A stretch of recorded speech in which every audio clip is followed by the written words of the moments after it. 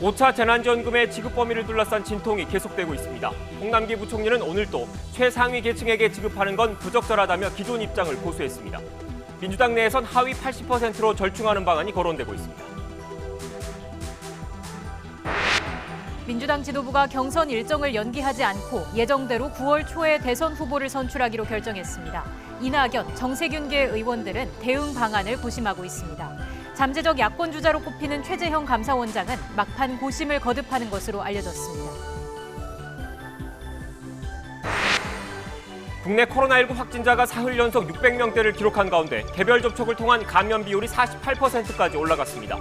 정부의 방역 지침 완화에 따라 내일부터 이틀 동안 서울에선 4,000명이 참석하는 대규모 야외 공연이 열립니다. 조국 전 법무부 장관이 기사 내용과 무관하게 사파를 사용한 조선일보에 법적으로 대응하겠다는 입장을 밝혔습니다. 입시 비리 의혹과 관련해 부모 재판에 증인으로 나온 조민 씨는 증언을 거부했습니다. 법무부가 중간 간부에 대한 역대 최대 규모의 인사를 단행했습니다. 김학의 전 차관 불법 출국 금지 의혹과 월성 원전 사건 수사 등 주요 권력 사건 수사를 맡았던 수사팀장들은 전원 교체됐습니다. 미국 마이애미에서 1980년대에 완공된 12층짜리 아파트 일부가 붕괴해 1명이 숨지고 100명 가까이 행방불명됐습니다. 수색 작업이 진행되는 가운데 이 아파트가 1990년대부터 조금씩 내려앉았다는 보도가 나왔습니다. 더 뉴스 60초 뒤에 계속됩니다.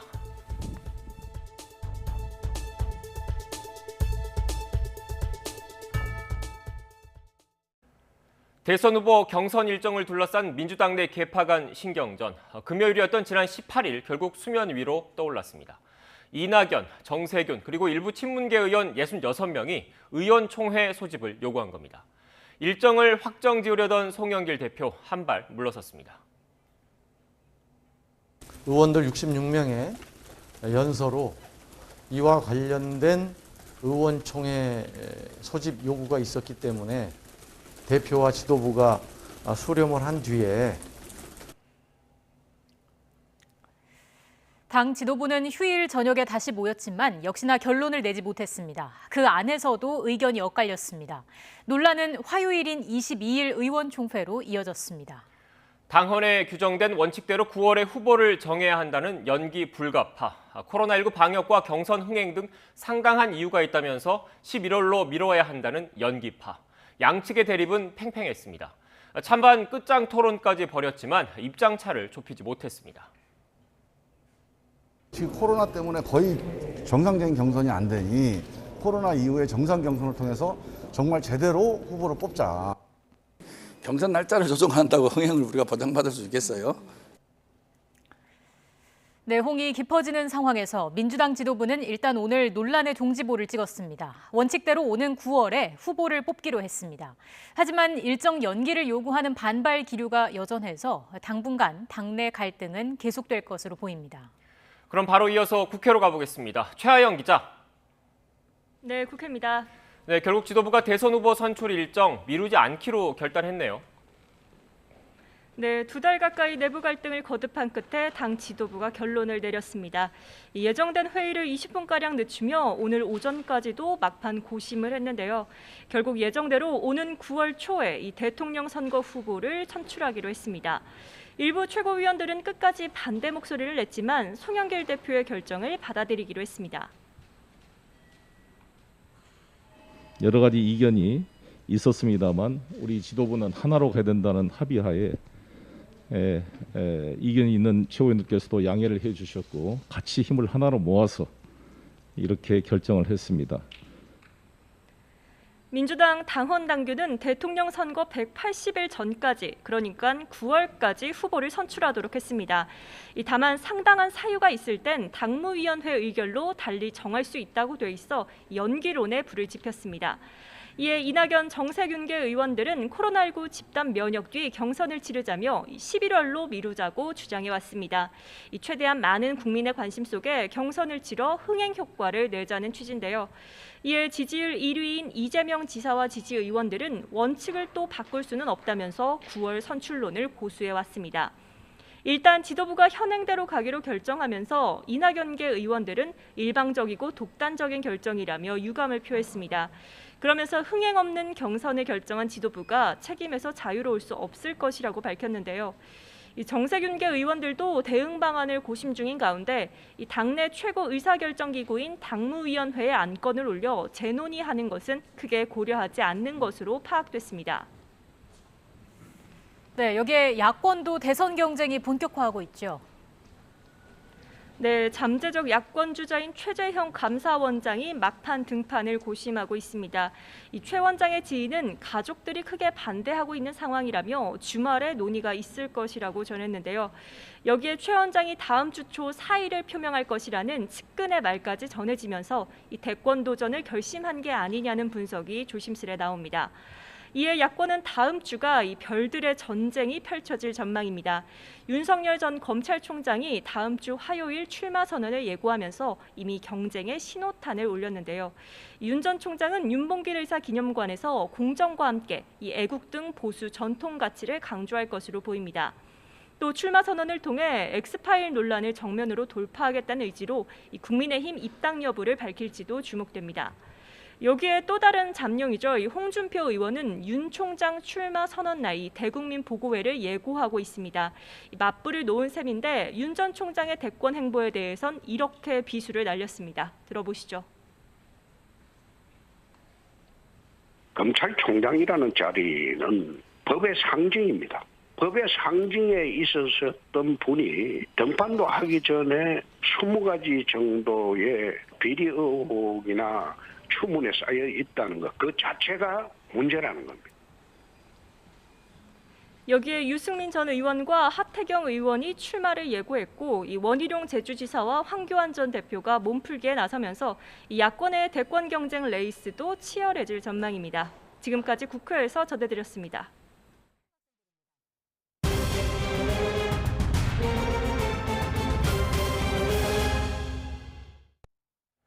지금부터는 코로나19 관련 소식 전해드리겠습니다. 경기도 성남시 어학원에서 시작된 집단 감염이 고양시에 있는 어학원으로 번졌습니다.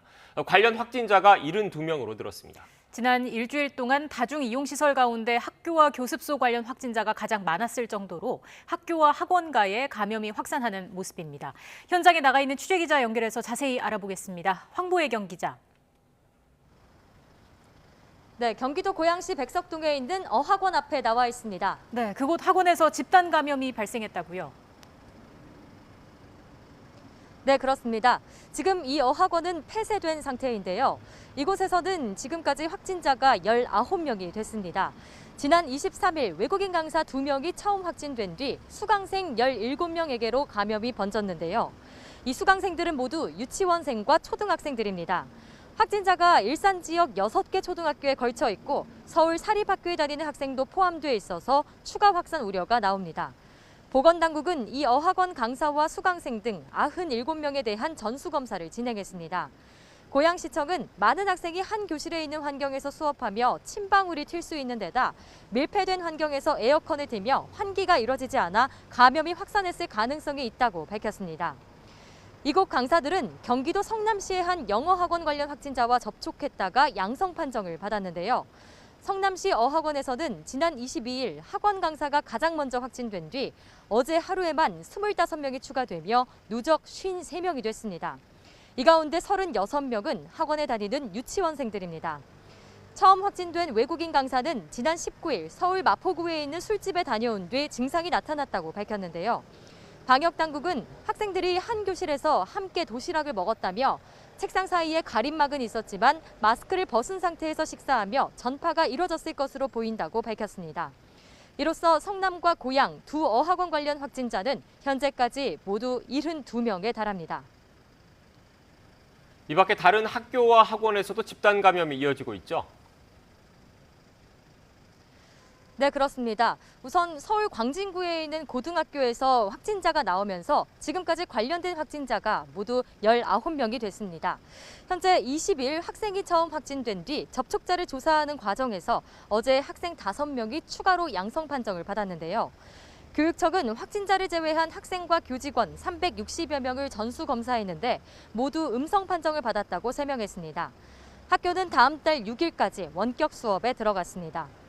이 학교 학생들이 방문했던 것으로 알려진 서초구 음악 연습실에서도 확진자 6명이 나왔고 가족과 지인에게도 번지며 누적 19명이 됐습니다. 이처럼 다중이용시설을 고리로 한 집단 감염은 계속 이어지고 있는데요. 방역당국은 지난 13일부터 19일까지 일주일간 다중이용시설 관련 집단 감염이 전체의 11%를 차지해 확진자가 362명에 달한다고 밝혔습니다. 그중 가장 많은 129명이 학원과 교습소 관련 확진자입니다. 지금까지 경기도 고양시 백석동 어학원 앞에서 YTN 황보혜경입니다. 전라남도는 목포 인근 해역에서 조업 중이던 부산 선적 어선 두 척에서 확진자가 16명 나왔다고 밝혔습니다. 전라남도 방역당국은 확진자와 접촉한 선원이 있다는 부산 서구보건소 연락을 받아 목포 북항에서 선원 20명을 조사한 결과 두 어선에서 각각 8명이 확진 판정을 받았다고 밝혔습니다. 정부가 대중문화 공연 관객 제한을 100명 이하에서 4,000명까지 완화한 가운데 내일 처음으로 대규모 대중문화 공연이 열립니다. 민트페이퍼는 내일과 모레 이틀 동안 서울 올림픽공원에서 하루 관객 4,000명이 참석하는 야외 공연을 열 예정입니다. 야외에서 대규모 대중문화 공연이 열리는 건 1년 8개월 만입니다. 주최사 측은 QR체크와 체온 측정 외에도 10분 내로 결과 확인이 가능한 신속 항원 키트를 통해 모든 관객을 대상으로 코로나19 진단 검사를 실시할 방침입니다. 인도에서 시작된 델타 변이로 전 세계 일부 국가에서 코로나19 확진자가 크게 늘고 있는 가운데 인도네시아의 확산세가 심상치 않습니다. 하루 확진자가 2만 명을 넘어서며 역대 최고치를 경신하고 의료시설 또한 포화 상태에 이르자 현지 교민들은 확진자를 전세기에 태워 귀국시키는 방안을 추진하고 있습니다. 보도에 이동헌 기자입니다. 전 세계에서 네 번째로 인구가 많은 인도네시아의 코로나19 확진자가 이달 들어 급등세를 보이고 있습니다. 지난달까지만 해도 하루 신규 확진자가 5,000명 안팎이었지만 이번 주 15,000명을 넘어섰고 어제는 2만 명을 넘어서며 역대 최고치를 기록했습니다. 지난달 최대 명절인 르바란에 따른 여행 여파와 델타 변이 등 전염력 강한 변이 바이러스가 확산의 주요 원인으로 꼽힙니다. Ini udah gawat ya kategorinya ya. Kenapa gawat? Karena kita lalai. Himbauan pemerintah itu sebenarnya udah jelas, tegas. Taati protokol kesehatan dan bla bla bla. 인도네시아의 1회 이상 백신 접종률은 9% 정도. 다음 달까지 하루 100만 명에게 백신을 접종한다는 정부 계획에 비상이 걸렸습니다. 넘쳐나는 환자로 중환자실과 격리병실은 포화 상태입니다. 상황이 악화하자 현지 교민 사회도 비상입니다. 확진이 되면은 입원해야 되는 그런 부분이 있는데 그런 것들이 안 돼가지고 한인 교민들이 필요하면은 그렇게 이제 한국으로 좀 급하게 이송을 좀 하려고 그렇게 계획을 했습니다. 지난달 인도 교민의 경우처럼 중증이 우려되는 확진자들의 신청을 받아 18명 정도를 다음 달 1일 전세기 편으로 귀국시킬 계획입니다. 이달 들어 한인회가 파악한 확진 교민은 150명 정도지만 실제 확진자는 200명은 좋게 넘는 것으로 전해졌습니다. YTN 이동원입니다. 현재로선 델타 변이를 막을 수 있는 최선의 방법, 백신을 맞는 거라는 게 세계 각국 보건당국의 권고사항입니다. 이런 상황에서 화이자 측은 자신들이 생산한 백신이 델타 변이에도 90% 이상의 예방 효과가 있다고 주장했습니다. 미국은 델타 변이 확산을 막기 위해 추가 접종을 검토하고 있습니다. 최문석 기자의 보도입니다. 이스라엘 방문 중 레퍼포트 화이자 의학 담당 이사는 언론과의 인터뷰에서 화이자 백신이 인도발 델타 변이에 90% 예방 효능이 있다고 주장했습니다. 실험실 연구와 함께 델타 변이가 영국발 알파 변이를 대체한 지역의 자료를 분석한 결과 화이자 백신의 예방 효능이 매우 높게 나왔다는 겁니다. 95% במניעה של אשפוזים, ככה שהיעילות היא עדיין מאוד גבוהה, מאוד דומה ליעילות שאנחנו מכירים מווריאנטים אחרים. 현재 유통되는 백신 가운데 델타 변이에 대한 예방 효능을 구체적인 수치로 언급한 건 화이자가 처음입니다. 하지만 화이자는 세부적인 분석 내용은 밝히지 않았습니다. 델타 변이로 코로나19 감염이 확산 조짐을 보이자 이스라엘은 일요일부터 실내 마스크 착용을 다시 의무화하기로 했습니다. 전체 인구의 55%가 2차 접종까지 끝낸 이스라엘은 신규 확진자 수가 한 자릿수대로 떨어지자 지난 15일부터 실내 마스크 착용 의무를 해제했습니다. 미국에서도 델타 변이 비상이 걸렸습니다. 특히 미주리주처럼 백신 접종률이 미국 전체 평균 접종률보다 상대적으로 떨어진 지역이나 백신을 맞지 않는 젊은이들 사이에서 확산 속도가 빨라지고 있습니다. And the variant is interesting from a disease perspective and whether or not if that's driving certain breakthroughs. But what we really our goal is to minimize the spread of disease and reduce the morbidity from it. 미국 질병통제예방센터는 백신을 맞고도 코로나19에 감염되는 이른바 돌파 감염의 추세를 보고 2차 접종에 이어서 추가 접종 계획까지 마련하기로 했습니다. YTN 최문석입니다. 삼성전자가 자체 백신 접종을 시작합니다. 삼성전자는 방역당국과 협의해서 다음 달부터 임직원들에게 백신 접종을 하기로 했다고 밝혔습니다. 수원과 구미, 광주 등의 사업장에서 일하는 만 18세부터 59세까지 임직원과 상주 협력사 직원이 대상인데 모더나 백신이 공급됩니다. 올해 하반기에 백신을 개발하는 국내 기업이 임상 3상에 진입할 수 있도록 정부가 다각적인 지원책을 마련하고 나섰습니다. 해외 제약사가 먼저 제품화하는 데 성공한 mRNA 백신 기술을 발빠르게 개발해 기술 자립화를 이뤄내기 위한 부처별 지원 사업도 진행됩니다. 현재 우리나라에서는 5개 백신 개발 기업이 임상 1상 접종을 완료한 상태입니다. 네, 이렇게 전 세계적으로 델타 변이가 확산하는 가운데 국내에서도 감염 사례가 증가하고 있습니다. 네, 우리나라에서는 아직 초기 유입 단계라는 게 방역 당국의 판단이지만 우려는 높아지고 있습니다. 전문가와 자세한 이야기 나눠보겠습니다. 백순영 가톨릭대 의대 명예교수 나오셨습니다. 어서 오십시오. 네, 안녕하세요. 교수님, 앞서 저희가 기사를 통해서도 쭉 전해드렸는데 델타 변이에 대한 우려가 전 세계적으로 좀 커지고 있지 않습니까? 정확하게 이 델타 변이라는 게 어떤 변이 바이러스입니까?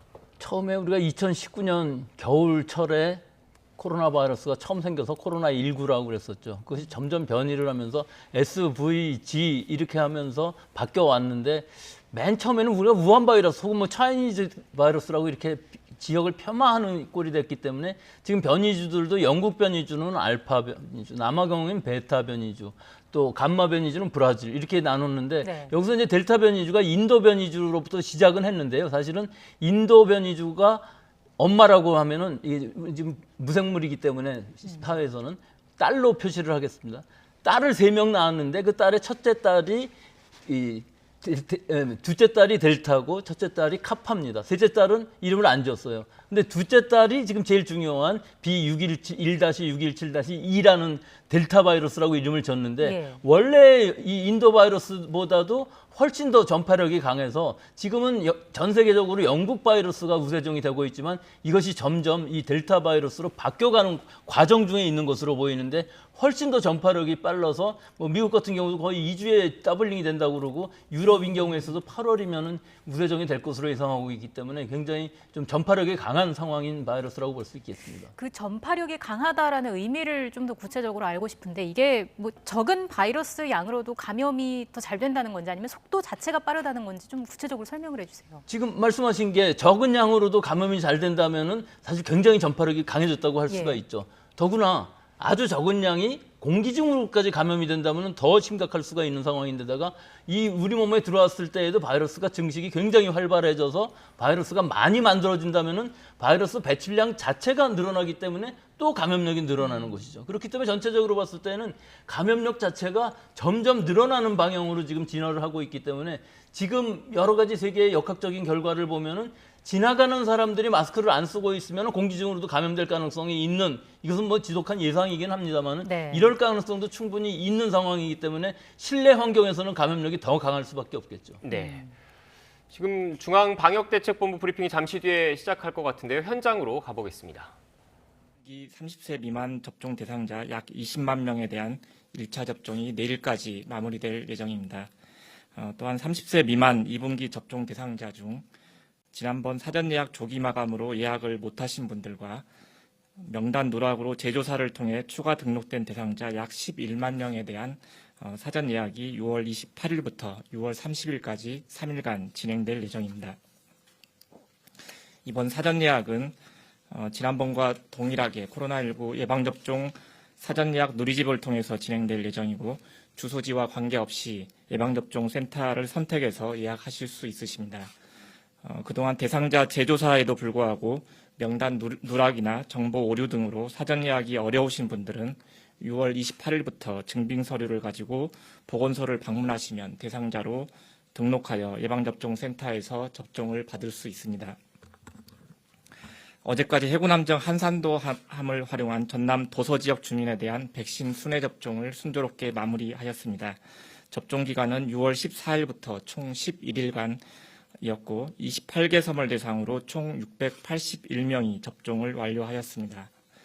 이번 해상 순회 접종에는 접종 여건이 제한적인 도서 지역 주민을 대상으로 1회 접종만으로 면역력을 확보할 수 있는 얀센 백신이 사용되었습니다. 접종 주민의 만족도와 편의성이 높아 처음 신청하신 614명보다 많은 주민들께서 접종에 동참해 주셨습니다. 수고해 주신 해당 보건소와 현장 관계자, 한삼도함 장병들께 감사드리고 함께 협조해 주신 해군과 전남도청에도 감사의 말씀을 드립니다. 앞으로도 접종 사각지대 해소를 위한 맞춤형 대책을 강화해 나가도록 하겠습니다. 다음은 인도네시아 확진 교민 입국에 대해서 말씀드리겠습니다. 인도네시아에서 코로나19 확진 판정을 받은 우리 국민 18명이 오늘 전세기편으로 입국하셨습니다. 확진 입국자 18명은 모두 경증으로 확인되었고 기내에서 건강 상태에 대한 평가에 따라서 병원이나 음압격리시설 등으로 이동할 예정입니다. 이동 시에는 외부 접촉을 통한 추가 감염을 막기 위해 구급차를 이용할 예정이고 격리시설 등에서 진단검사를 다시 실시한 후 검사 결과에 따라 생활치료센터, 병원 등으로 이송되거나 자가격리를 실시하게 됩니다. 인도네시아 내 코로나19 환자 급증에 따라서 현지에서 확진된 후에 치료를 받기 위해 입국을 희망하는 우리 국민들의 수요가 증가하고 있습니다. 해외에서 확진 판정을 받은 국민들의 입국 및 이동, 그리고 치료 전반의 과정에서 추가 감염 등이 일어나지 않도록 방역관리에 만전을 기하도록 하겠습니다. 전 세계적인 변이 바이러스의 증가세 및 국내에서도 하루 수백 명대 발생 등 감염에 대한 우려는 여전한 상황입니다. 나와 우리 모두의 안전을 위해서 마스크 착용, 유증상 시 검사받기 등의 기본적인 방역 수칙을 더욱 철저히 준수해 주실 것을 당부드립니다. 다음은 최근 국내 유행 변이주 및 델타형 변이에 대한 국내 항체 치료제의 효능평가 결과입니다. 세포주 수준의 코로나19 변이 바이러스에 대한 국내 항체 치료제의 효능을 분석한 결과 GR군과 비교할 때 최근 국내 유행 변이주는 중환응이 유지되지만 델타형 변이에 대한 중환응은 현저히 감소된다는 것이 확인되었습니다. 국립보건연구원은 주요 변이인 델타형에 대한 동물에서의 효능평가를 추가로 진행할 예정입니다. 추진단은 안전한 예방접종을 위해서 접종 후 15분에서 30분간은 접종기관에 머물고 이상 반응 발생 여부를 관찰하여 주실 것을 다시 한번 당부드립니다. 특히 아스트라제네카나 얀센 백신 접종 후에 4일에서 4주 사이에는 지속적인 두통, 구토, 시야 흐려짐 등의 증상이 있거나 호흡곤란, 흉통, 지속적인 복부 통증, 팔다리 붓기, 접종 부위 이외의 멍이나 출혈 등 혈소판 감소성 혈전증이 의심되는 경우는 반드시 의료기관의 진료를 받으실 것을 당부드립니다. 전 세계적으로 변이 바이러스가 빠르게 확산되고 있고 외국에 비해서는 낮은 수치이지만 국내에서도 관련 사례들이 확인되고 있어서 주의가 필요합니다. 마스크 착용이나 충분한 환기, 유증상 시 즉시 검사받기 등 기본적인 방역 수칙을 철저히 지켜주실 것을 당부드립니다. 또한 나의 건강과 모두의 안전을 위하여 정해진 일정에 따라 예방접종을 받으시고 예방접종을 받았더라도 실내에서는 반드시 마스크를 착용해야 함을 다시 한번 강조드립니다. 감사합니다. 네, 지금부터 기자님들 질문에 답변 드리겠습니다. 출입기자단에서. 네, 지금까지 중앙방역대책본부 브리핑 들었습니다. 보다 자세한 내용은 전문가와 함께 바로 짚어보겠습니다. 교수님, 앞서 델타 변이의 전파력에 대해서 지금 말씀을 해주셨는데 중국에서는 단 14초 만에 델타 변이에 감염된 사례도 확인이 됐습니다. 그런데 직접적인 신체 접촉이 없었다고 하더라고요. 결국 공기 중 감염, 그러니까 에어로졸 감염 가능성도 있는 겁니까? 네, 그렇죠. 미세 비말이라고 할 수 있는 것인데요. 우리나라에도 사실은 없지 않았습니다. 작년에 여름에 파주의 그 스타벅스 경우에 20명 이상이 감염이 되었는데 에어컨이 있는 상황에서 환기가 불량하고 장시간 마스크를 벗고 이야기를 할 경우 거의 대부분의 사람이 감염되는 상황이 나오거든요. 근데 작년보다 올해는 더 심각할 수가 있습니다. 이 델타 변이주는 더 감염력이 강하기 때문에 이 에어로졸이 생겼을 경우 한 환자로부터 나온 비말이 그 공간 전체를 오염시킬 수 있는 가능성이 있어서 지금은 훨씬 더 아주 강력하게 마스크 쓰기를 실내에서는 권고해야 되고요. 장시간 얘기할 경우에는 마스크를 쓰든가 아니면은 단시간 정도에는 커피를 마시는 정도는 괜찮지만 적어도 15분 이상 같이 얘기를 할 때에는 마스크를 쓰지 않으면 감염될 가능성이 굉장히 큰 계절이 돌아왔다고 볼 수밖에 없는 것이 천장에 시스템 에어컨 같은 경우 있는 경우에는 전체가 다 공기가 바이러스로 오염될 상황이 될 수 있거든요. 예, 그런 부분 조심해야 되겠습니다. 네, 델타 변이 그 확산세와 관련해서 좀 더 얘기를 나눠보겠습니다. 전 세계적으로 지금 확산하는 그 추세는 어떻게 보고 계세요? 지금 계속 업데이트가 되고 있습니다. 예, 오늘 결과를 보면은 전 세계에 지금 92개국에서 확산이 된 것이 확인되고 있는데 제일 심각한 데가 영국이죠. 신규 확진자의 99.8%가 이 델타 바이러스라고 네. 하고요. 이 영국 이외의 유럽 지역에서도 8월이면 아마 우세종이 될 것이라고 보고 있습니다. 또 미국의 경우도 지금은 20%지만 더블링이 되는 시간, 즉 두 배가 되는 시간이 한 2주일 정도 된다고 그러니까 네. 한 달 이후가 되는 8월 정도가 되면 90% 이상 우세종이 될 것이라고 보이고요.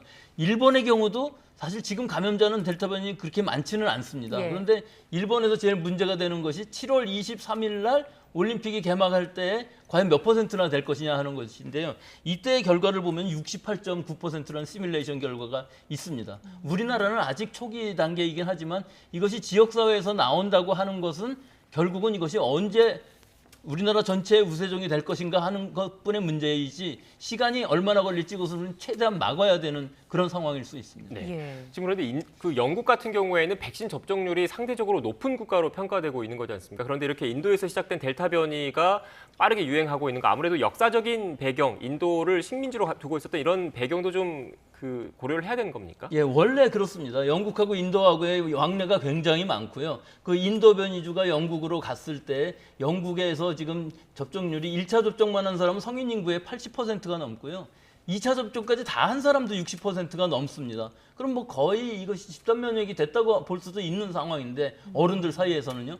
그런데도 굉장히 많이 감염이 확산되는 이유는 1차 접종 받은 사람들한테 있어서의 이 감염 예방 효과는 한 30% 정도밖에 안 된다는 결과들 때문에 거의 대부분의 사람들이 젊은 층에 있어서 미접종자와 1차 접종자 또 특히 아스트라제네카가 좀 취약한 부분이 있어서 이 부분에 1차 접종만으로는 분명히 취약한 부분이 있어서 2차 접종까지 얼마나 빨리 완료시킬 수 있느냐 하는 것이 지금 전 세계적으로 각 나라의 집단 면역을 위한 관건이라고 볼 수가 있고요.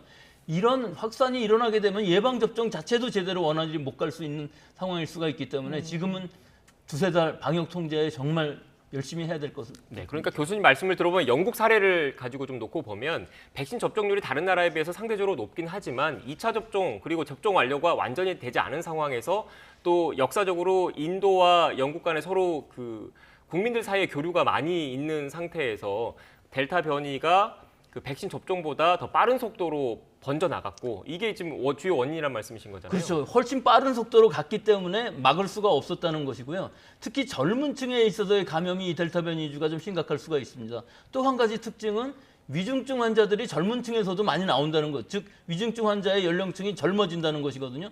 근데 이걸로 끝나는 것이 아니고 60대 이상의 고령층에 있어서도 사실 100% 접종을 받은 것이 아니기 때문에 이 중에서도 미접종 고령층인 경우 감염이 되게 되면 사망률이 늘어날 수가 있어서 영국인 경우 지금 하루에 16,000명 정도가 나오고 있는데요. 한 달 전만 해도 1,000명대로 떨어졌었거든요. 그것이 지금 급격하게 증가한 추세이기 때문에 전 세계 어느 나라도 지금 안심할 수 있다고 볼 수는 없겠습니다. 네, 제가 자꾸 이렇게 영국 사례를 들면서 질문을 드린 이유가 우리나라한테 시사하는 바가 없을지가 좀 궁금해서 질문을 드린 거거든요. 지금 우리나라 같은 경우에는 1차 백신 접종, 그러니까 한 차례라도 백신을 맞은 사람은 30%가량 되고 있지만 2차까지 백신을 다 맞은 사람, 그러니까 접종 완료 비율은 상대적으로 낮고요.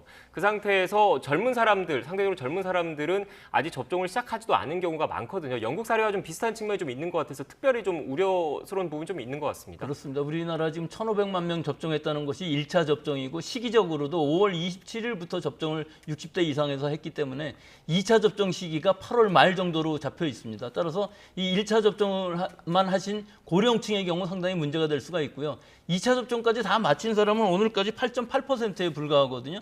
그렇기 때문에 델타 변이주가 만약에 확산한다 그러면은 우리나라도 걷잡을 수 없는 상황이 될 수밖에 없기 때문에 네. 지금 7월 달에 2차 접종을 받는 1차 접종 아스트라제네카 백신 접종자들은 파이자로 교차 접종을 하기로 결정이 되어 있습니다. 여기에 더해서 8월 중에 이 2차 접종이 가능한 물량이 들어온다면 60대 이상 아스트라제네카 백신 맞으신 분들이 11주 간격으로 할 것이 아니라 적어도 8주 정도로 당겨서 8월 중에는 2차 접종을 마치는 것이 고위험군, 고연령층의 예방을 위해서는 지금 좋은 방법이 아닐까 생각을 하는데 문제는 아직까지도 그 물량이 얼마나 들어올 것인지 충분하다고는 얘기하고 있습니다만은 7월 달에 1,000만 명 정도 들어오는 것은 확실히 결정이 되어 있는데 8월 달에 어떤 물량이 들어와서 우리 50대들 또는 2차 접종을 맞을 수 있는지 또는 8월 달에도 교차 접종을 할 것인지에 대해서는 아직까지 결정된 바가 없습니다. 네. 근데 여기에 또 더해서 델타 변이가 백신 회피 능력도 뛰어나잖아요. 관련해서 저희가 그래픽을 준비한 게 있는데 그 예방 효과 관련해서 그래픽을 함께 좀 보여주시죠. 보면 화이자 백신 1, 2차 접종으로 87.9% 그리고 아스트라제네카 백신의 1, 2차 접종으로 59.8% 예방 효과가 나는데 상당히 좀 차이가 있습니다. 이게 어떤 대책이 없을까요? 뭐 교차 접종을 한다든지 이런 방안이 좀 있을까요? 그렇죠. 저 두 배에서 다 보시면 1차 접종만 했을 때에는 31% 정도에 불과하거든요. 예. 예, 그렇지만 사실 1차 접종만 하더라도 감염이 되었을 때 증상은 완화시킬 수 있는 것은 분명히 있습니다. 하지만 2차 접종까지 해야만 되는데 아스트라제네카인 경우에 있어서는 사실 60% 정도밖에 되지 않고 네. 파이자인 경우에는 88% 정도 되기 때문에 예방 효과가 굉장히 높죠.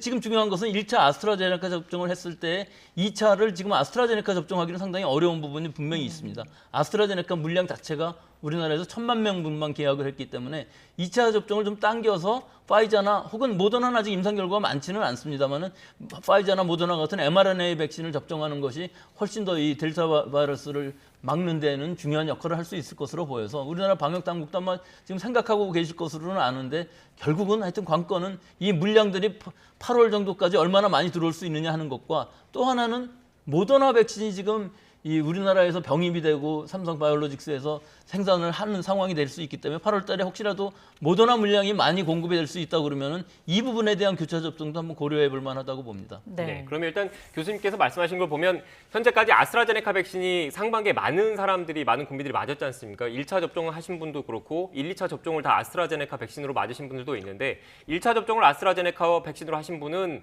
그 다음번에 2차 접종을 할 때는 화이자나 이런 다른 백신으로 교차 접종을 권고하고 그리고 2차까지 다 맞으신 분들 같은 경우 이런 델타 변이에 대해서 예방을 하려면 추가 접종 그러니까 부스터샷도 좀 고려를 해봐야 되는 겁니까? 예, 부스터샷의 경우는 아직까지는 고려하고 있지는 않습니다. 이건 전 세계적으로 아까 보도에도 나왔습니다만은 돌파 감염이 과연 얼마나 나올 것이냐 하는 것인데 아스트라제네카를 2차 접종까지 다 받았을 때 과연 델타 바이러스가 얼마나 돌파 감염을 할 수 있느냐는 아직까지 확실치가 않거든요. 나온 지가 얼마 안 돼서. 그래서 향후 돌파 감염의 사례가 어느 정도 나오느냐에 따라서 2번 접종을 다 받으신 분들이라도 지금 기존의 백신을 다른 종류로 해서 한 번 더 받든지 아니면 올 겨울까지는 또는 개량형 백신을 개발해야 되는지 이런 것들이 결정될 것으로 보이는데 뭐 제가 예상하기로는 지금 개발되어 있는 백신만으로도 충분히 예방 효과는 가질 수가 있고 또 1차, 2차 접종까지 완료한다면 사실은 감염이 된다 할지라도 다른 사람들한테는 감염시킬지 몰라도 나 자신의 건강에 큰 문제는 없기 때문에 실제로 지금 추가 접종에 대해서는 고려하고 있고 계획을 세우는 정도에 불과하고요. 앞으로의 추이를 봐야 될 것으로 봅니다. 네, 교수님 근데 궁금한 게 이렇게 아스트라제네카 백신, 화이자 백신 지금 두 가지 그래픽을 사례를 좀 들어서 보여드렸는데 이렇게 델타 변이에 대해서 예방 효과의 차이가 나는 이유 결국 제조 방식의 차이에서 기인한다 이렇게 봐야 되는 겁니까? 그렇죠. 원래 플랫폼의 차이에 따라서 그런 것인데 지금까지의 변이주에 대해서는 이렇게까지 차이가 나지는 않았었는데요. 델타 변이주에 대해서는 뭐 항체 치료제뿐만 아니라 모든 백신들의 이 차이가 날 수밖에 없는 상황이 되었습니다. 그렇다 그렇다고 아스트라제네카 백신이 굉장히 떨어진다는 얘기를 하는 것은 아닙니다. 2차 접종까지 다 받고 2주일만 지난다면 큰 문제는 없을 수가 있는데 여기에 이제 지금으로서는 개선된 방법이라고 할 수 있는 것이 교차 접종을 권고하는 것들이 캐나다인 경우에 있어서도 1차 접종을 아스트라제네카로 했을 경우 2차 접종은 mRNA 백신으로 하는 것을 강력하게 권고하고 지금 실시하고 있는 상황이거든요. 따라서 우리나라도 이 아스트라제네카 백신을 많은 사람들이 맞았다고는 하지만 2차 접종을 잘 한다면 큰 문제가 없을 것으로 봅니다. 네, 그러니까 앞서 보여드린 거는 그 바이러스에 감염되지 않을 확률, 그러니까 예방 효과인데 백신을 다 맞았을 경우에는 그거 외에 또 다른 효과, 그러니까 중증이나 치명률을 높이는 것은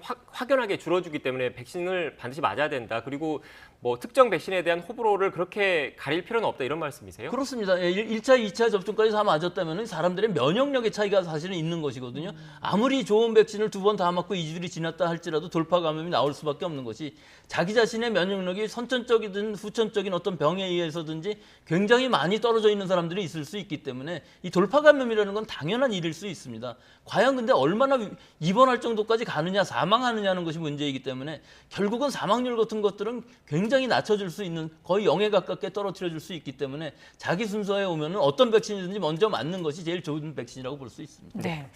자, 이런 가운데 델타 플러스까지 등장을 했습니다. 앞서 그 변이 관련 얘기를 해주실 때 엄마와 딸의 비유를 해주셨는데 이게 또 변이를 낳았다고 봐야 되는 건가요? 예, 이게 이 델타 변이주에서부터 시작해갖고 플러스라고 이름을 지은 것은 아직 인도에서 그냥 이렇게 이름을 지은 것뿐이고요.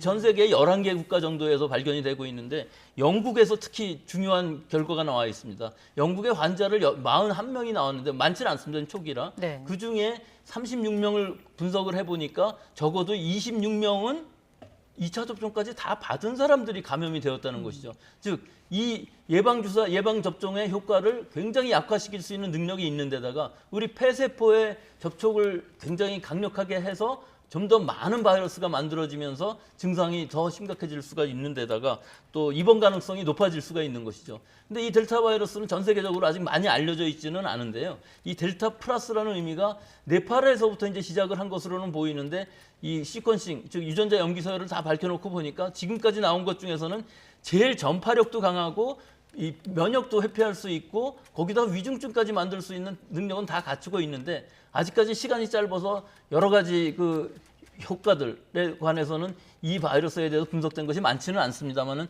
다행히 우리나라에는 아직까지는 발견되고 있지는 않습니다만은 언젠가는 발견이 될 것이고 이것이 확산된다 그러면 아직까지 그 역학 조사 결과까지는 모르겠습니다만은 좀 더 강한 바이러스가 만들어졌다고는 볼 수 있지만 혹시 없어질 수 있는 가능성도 없지는 않은데 그것이 중요한 것이 지금 이것이 남아공 변이주에 있는 면역을 회피할 수 있는 기전을 가지고 있는 K417이라는 그 부위에 변이가 생긴 거기 때문에 남아공의 그 면역 회피하는 변이주까지 다 더 얹혀진 거라는 상황이기 때문에 굉장히 우려가 되는 것이죠. 네, 이렇게 변이 바이러스에 대한 우려가 커지고 특히 최근 들어선 델타 변이에 대한 걱정이 많아지고 있는데 일단 델타 변이와 관련해서 우리 방역 당국은 유입 초기 단계로 판단을 하고 있습니다. 하지만 여러 전문가분들 같은 경우에는 당장 다음 달부터 이 거리두기 체계가 좀 개편이 되면서 완화가 되지 않습니까? 이 부분에 대해서 우려를 표명하시는 분들도 계시던데 교수님께서는 어떤 생각이십니까? 예, 시기적으로 그게 겹쳤습니다. 우리가 지금 7월부터 이 방역을 좀 완화하는 이 수칙은 상당히 몇 달 전부터 이미 하려고 했던 것이고 7월 1일부터 하는데 사실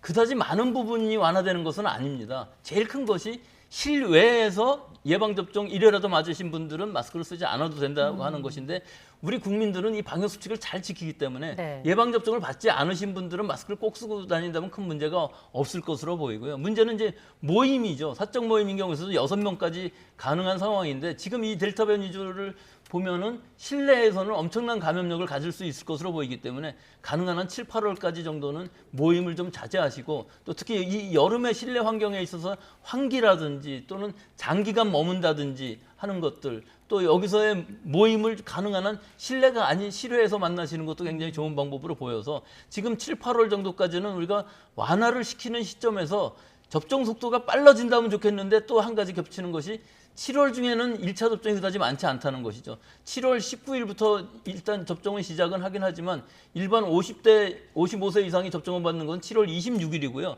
결국은 7월 달에는 접종량이 그다지 많지 않을 것으로 보여서 접종 속도를 높여가면서 할 수 있는 것은 8월이 지나야 되기 때문에 적어도 7, 8월까지는 방역수칙을 잘 지키시고 우리가 조심해서 살아야만이 이 면역 얻는 시기가 빨라지고 또 이 확산이 억제가 됨으로 해갖고서 접종도 원활하게 갈 수 있는 상황이기 때문에 지금 안심할 상황은 분명히 아닙니다. 숫자의 문제는 아닙니다. 지금 위중증 환자라든지 사망자 수는 굉장히 많이 떨어져 있지만 우리나라에서 환자가 뭐 1,000명, 2,000명 생기는 거 의료 체제상, 역학조사상의 큰 문제가 아닐 수 있지만 사실은 환자 수가 늘어난다고 하면은 이런 보건소 인력이라든지 의료진 인력 같은 것들이 많이 이쪽으로 뺏기게 되면은 접종 속도를 빨리 할 수 없는 문제가 생기기 때문에 조심해야 될 것이라고 봅니다. 해외 접종자 격리 면제 조치는 괜찮을까요? 어떻게 보세요?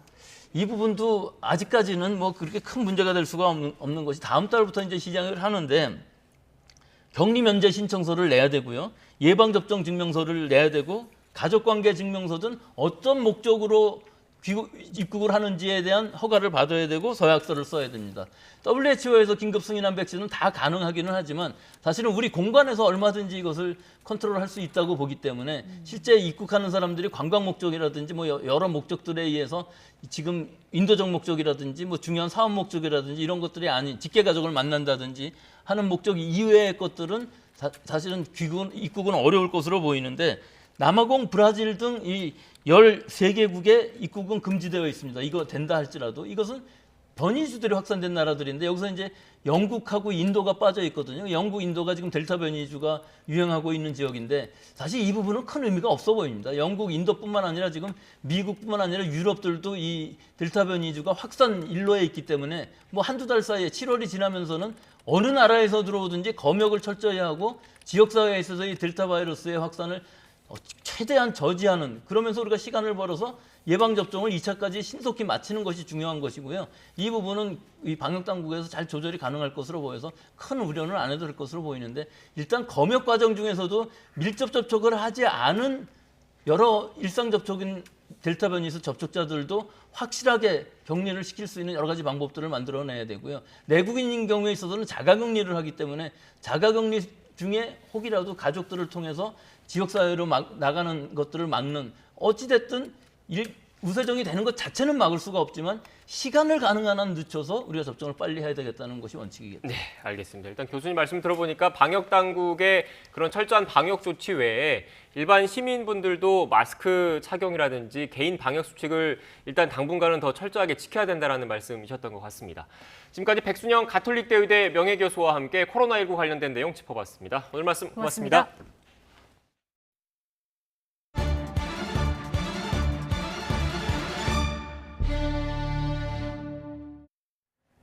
오늘 낮 경기도 고양시의 한 비닐하우스에서 불이 났습니다. 가까운 곳에 LPG 충전소가 있어서 소방당국이 급히 방어선을 설치하고 불을 끄고 있습니다. 네, 주변 주민들에게는 대피령이 내려졌습니다. 취재기자 연결해서 자세히 알아보겠습니다. 홍민기 기자.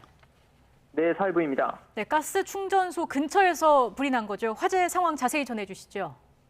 네, 먼저 시청자 여러분께서 YTN으로 보내주신 제보 영상을 보면서 말씀드리겠습니다. 경기도 고양시 용두동의 한 비닐하우스 위로 커다란 불길이 타오르고 있습니다. 비닐하우스 여러 개를 태울 만큼 거센 불길인데요. 시커먼 연기가 하늘을 뒤덮을 정도로 치솟는 모습도 보입니다. 세찬 불길 바로 앞 건물, 바로 LPG 충전소입니다. 불이 난 시각은 낮 12시 40분쯤입니다. 우선 소방당국은 곧바로 방어선을 설치하고 불이 번지지 않게 막았습니다. 지금까지 비닐하우스 8개 동 모두가 탄 것으로 조사되는데요. 불을 끄던 60대 남성이 양팔과 목 등에 2도 화상을 입고 병원으로 옮겨졌습니다. 고양시청은 인근 주민에게 재난 안전 문자를 보내 화재 피해에 유의하라고 당부했습니다. 소방당국은 장비 24대와 소방대원 60명을 출동시켜 화재 발생 50분 만에 큰 불을 잡았습니다. 소방당국은 식당 창고로 쓰던 비닐하우스에서 불이 시작된 것으로 보고 불을 다 끄는 대로 정확한 화재의 원인을 파악할 예정입니다. 지금까지 사회부에서 전해드렸습니다. 미국 플로리다주 마이애미에서 12층짜리 아파트 건물 일부가 무너져 내리는 사고가 발생했습니다. 현재 확인된 사망자는 1명이지만 100명 가까이가 행방불명 상태여서 인명 피해는 크게 늘어날 것으로 우려되고 있습니다. 박상남 기자의 보도입니다. 마이애미 현지 시간으로 목요일 새벽 1시 반쯤 요란한 굉음과 함께 12층 아파트의 한쪽 구조물 전체가 폭삭 내려앉았습니다. 사고 뒤에 촬영된 영상엔 믿기 어려운 장면들로 가득 차 있습니다. 발코니부터 아파트 깊숙한 부분까지 마치 잘려나간 것 같은 모습입니다. 사고 전에 촬영된 화면과 비교하면 건물 왼쪽 발코니 3개에 해당하는 부분이 완전히 무너져 내린 것을 확인할 수 있습니다. 남아있는 아파트 건물 내부가 훤히 들여다 보입니다. 2단 침대와 의자가 아슬아슬하게 걸쳐져 있고 에어컨 실외기들이 어지럽게 매달려 있습니다. 현장에 출동한 소방대 구조팀은 건물 안에 갇혀있던 주민 약 40명을 구조했습니다. To summarize, we had a 12-story, 136 unit apartment complex that had sustained a partial collapse. The northeast corridor of the apartment had collapsed, approximately 55 apartment units. 이번 붕괴 사고의 원인이 아직 파악되지 않은 가운데 인명 피해 규모 역시 매우 유동적입니다. 특히 아파트 붕괴된 부분에 사는 것으로 추정되는 수십 명의 소재가 확인되지 않아 우려가 커지고 있습니다. 화를 면한 주민들은 사고 순간을 떠올리며 몸소리를 쳤습니다. Basically, our unit, like the whole other side of the building, collapsed. We don't even have like the unit anymore. It doesn't exist anymore. We weren't sure what was even happening yet, and then when we got down to the garage and saw the water, we couldn't even understand what was happening here. 붕괴 사고가 난 아파트는 해변에 있는 콘도미니엄 형태로 1981년에 건설됐습니다. YTN 박상남입니다. 미국 플로리다주 마이애미 아파트 붕괴 원인이 아직 밝혀지지 않은 가운데 지난 1990년대부터 위험 신호가 감지된 것으로 나타났습니다. USA 투데이는 해당 아파트가 지난 1981년에 완공된 뒤 90년대에 연간 2mm씩 침하했다는 플로리다 국제대학교 연구팀의 지난해 연구 결과를 소개했습니다. 또 지난 2015년에는 아파트 외벽에 금이 가는 등 부실 관리로 소유주가 관리업체를 상대로 소송을 제기한 바 있고 최근에는 대대적인 보수 작업을 앞두고 있었던 것으로 드러났습니다. 외교부는 아파트 붕괴 사고로 피해를 입은 한인은 현재까지 없다고 밝혔습니다. 외교부 당국자는 현재까지 접수된 우리 국민 피해 상황은 없다며 관할 공관에서 사고 상황을 공지하고 현장에 접근하지 않을 것을 당부하는 공지를 냈다고 밝혔습니다. 네, 앞서 전해드린 대로 미국 플로리다주 마이애미 비치 인근에서 12층 아파트가 무너져 내렸습니다. 100명 가까이가 매몰된 것으로 추정되고 있는데요. 현지에서는 구조 작업이 한창입니다. 김형규 마이애미 전 한인 회장 전화로 연결해서 현지 상황 알아보겠습니다. 회장님 나와 계시죠? 네, 안녕하십니까? 네, 지금 플로리다 시간이 새벽인 거죠? 몇 시인가요? 네, 여기 지금 1시 40분입니다. 예, 이제 사고가 난 지 하루가 된 거고요. 구조 작업이 한창 계속되고 있을 텐데 혹시 추가적으로 구조된 사람 소식이 들어온 게 있습니까? 지금 2명 정도가 또 잿더미에서 발견이 됐고요. 예. 그 2명이 아마 병원으로 이송 중에 1명은 좀 사망이 됐다고 그러더라고요. 네, 지금 회장님께서 말씀하신 내용은 지금 현지 언론에서 보도된 내용을 지금 말씀하시는 겁니까? 네, 제가 조금 전에 라이브로 뉴스를 보고 있다가 지금 적은 건데요. 지금까지는 3명이 사망됐고, 99명이 소재 불문명 됐다는 건 많은 사람들이 알고 있는 거고요. 예. 네. 그리고 37명 구조됐고, 10명 부상당해서 치료 중이고, 그건 다 똑같은데, 2명이 더,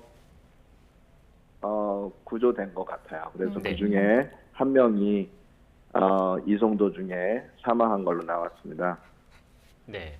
지금 회장님도 쭉 말씀을 해주셨는데 아직 소재가 파악되지 않은 사람들이 많지 않습니까? 이분들에 대한 구조 작업이 지금 이 시점에서는 가장 중요할 텐데 현재 구조 작업은 어떻게 진행되고 있습니까?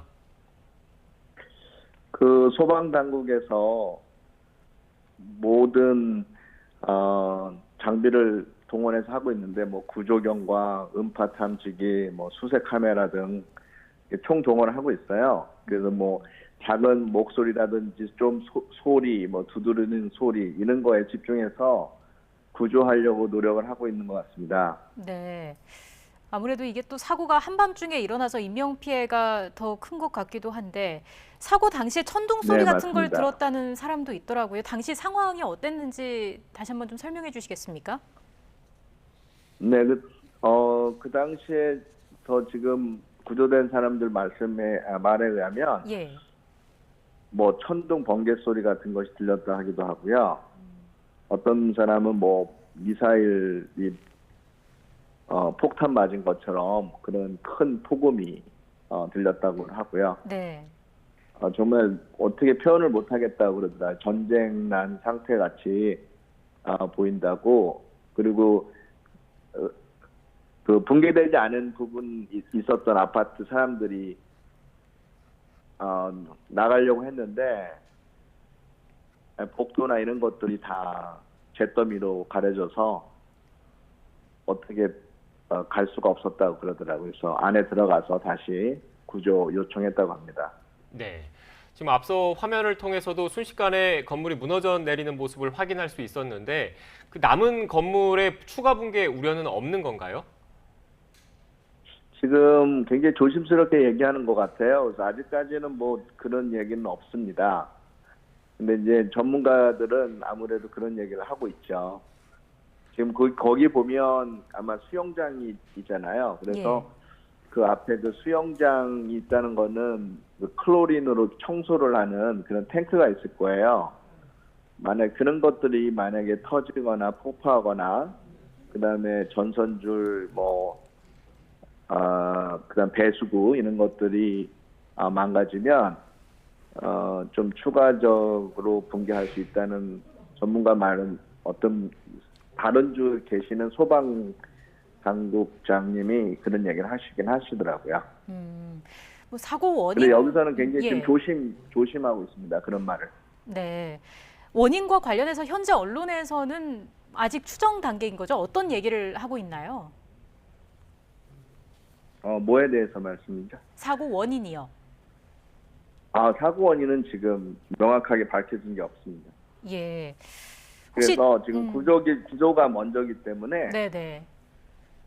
여기 그 마이애미데이드 카운티 메이어는 여기 시장은 구조 작업이 끝난 후에 본격적으로 사고 원인 조사를 진행할 거라고 그리고 아직까지 명확하게 밝혀진 것이 없다고 말했습니다. 네. 일단 아무래도 아직 소재가 파악되지 않은 분들이 많기 때문에 이분들에 대한 구조 작업이 선행돼야 될 것이고 빨리 이렇게 인명피해 없이 구조가 됐으면 좋겠다는 말씀을 좀 드리고요. 이와 또 별개로 회장님께서도 아직 사고 원인과 관련해서 현재에서는 큰 얘기는 없다라고 말씀하셨는데 앞서 저희가 기사를 통해서 이 아파트, 이 건물 같은 경우에 연간 2mm씩 침하했다라는 연구 결과가 있었다라는 그 보도를 전해드렸어요. 관련된 소식은 미국 현지에서는 들어보지 못하셨습니까? 요번 이 사고가 난 후에 또 그런 그 건축 기사들 그분들이 하는 또 그 잠깐의 그 인터뷰 시간이 있었더라고요. 그래서 거기서 잠깐 본 건데 거기서 그런 얘기가 나왔습니다. 이 플로리다 인터내셔널 유니버시티라고 국제학교 거기 어떤 그쪽에서 조사를 했다고 그러더라고요. 리서치를 했는데 90년도 말 정도에 그런 침하 현상이 있다는 거를 알려줬는데 그러고 나서 계속 리서치를 하고 있었고 또 2015년도에는 또 외벽에 금이 가서 소유주가 빌더를 상대로 해서 고소한 것도 있었다고 해요. 네. 그러니까 제일 중요한 건 뭐냐면 미국에서 이렇게 오래된 건물, 이게 1981년도에 졌기 때문에 오래된 건물 의무적으로 40년 주기마다 다시 그 리이밸류에이션을 해요. 다시 그 보수 작업을 해야 되는지 안 해야 되는지. 네. 그래서 그거가 지금 진행되고 있는 상태였다고 그러더라고요. 지금 뭐 매몰된 분들이 많아서 구조 작업에 빨리 속도를 내야 할 것으로 보이는데 날씨도 도와줘야 할 텐데 말이죠. 지금부터 또 우기에 들어가는 데다가 그렇죠. 폭우를 동반한 허리케인이 마이애미로 접근하고 있다 이런 소식도 들리더라고요. 현지에서는 이 부분은 어떻게 보고 있습니까? 예, 우기는 맞고요. 예. 그래서 매일같이 거의 비는 와요. 그래서 지금 비가 와서 조금 구조 작업에 좀 어려움이 있는 건 사실이고요. 대신에 그 허리케인은 아직도 이 마이애미까지 랜딩하기까지는 시간이 꽤 걸릴 거고요. 네. 그리고 그것이 뭐 얼마나 큰 허리케인으로 올 건지는 아직 모르기 때문에 저희 주변 이쪽에서는 그 허리케인에 관해서는 크게 걱정은 좀 안 하고 있습니다. 네. 구조 작업이 안전하게 잘 이루어져야 할 것 같은데 그 회장님 한인과 관련된 피해 사례가 접수된 건 있습니까? 없습니다. 네. 알겠습니다. 지금 현지에서도 구조 작업이 신속하게 진행되고 있고 미국 각지에서 또 도움의 손길도 가고 있을 것 같은데 지금 가장 필요한 도움이 뭐라고 보십니까? 그 아무래도 뭐 구호 물품하고 뭐 의료품이나 그다음에 그 이재민들의 숙소가 문제겠죠. 그래서 그 여기 저 플로리다 주지사인 란 디센티스 주지사님은 아마 적십자를 통해서 지금 이재민들을 위한 숙소 제공하고 그다음에 가족들을 위한 상봉센터도 만들어 놓고 그렇게 하고 있습니다. 네, 알겠습니다. 지금 소재가 불분명한 분들이 아직 많기 때문에 이분들에 대한 구조 작업이 신속하고 또 안전하게 이루어지길 바라겠습니다. 그리고 회장님, 지금 미국 현지 새벽 시간인데 이렇게 그 전화로 연결해 주셔서 다시 한번 감사하다는 말씀 드리겠습니다. 회장님, 오늘 말씀 고맙습니다. 네, 감사합니다.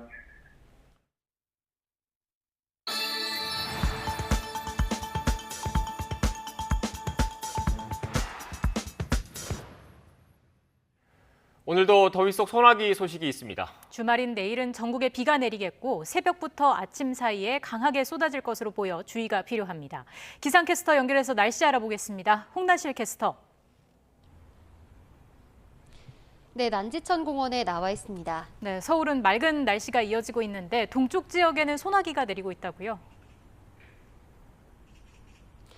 네, 요즘 소나기 소식이 잦아서 지역별로 날씨가 참 다릅니다. 현재 서울은 맑은 가운데 기온이 크게 올라서 후텁지근한데요. 현재 서울 기온 29.1도로 어제보다 더 덥습니다. 반면 동쪽 지역은 산발적으로 소나기 구름이 만들어졌습니다. 대기 불안정이 심해지면서 강원과 경북 곳곳에 시간당 5mm 안팎의 소나기가 내리고 있는데요.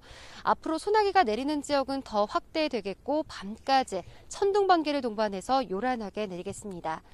오늘 예상되는 소나기의 양은 서울을 제외한 대부분 지역에 5에서 30mm가 되겠고요.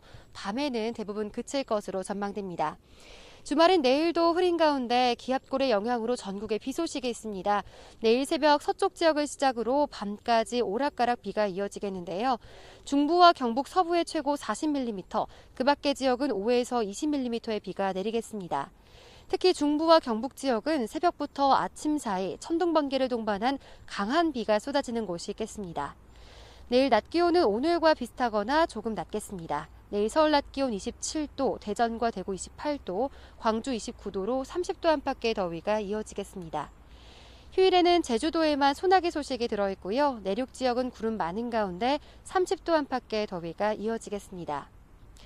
올해 장마의 발걸음은 점점 더 늦춰지고 있습니다. 예년보다 보름 정도 늦은 7월 초에 시작될 것으로 전망되는데요. 장마의 시작과 함께 집중호우가 쏟아질 것으로 보이는 만큼 대비를 철저하게 해주시기 바랍니다. 지금까지 난지천 공원에서 YTN 홍나실입니다.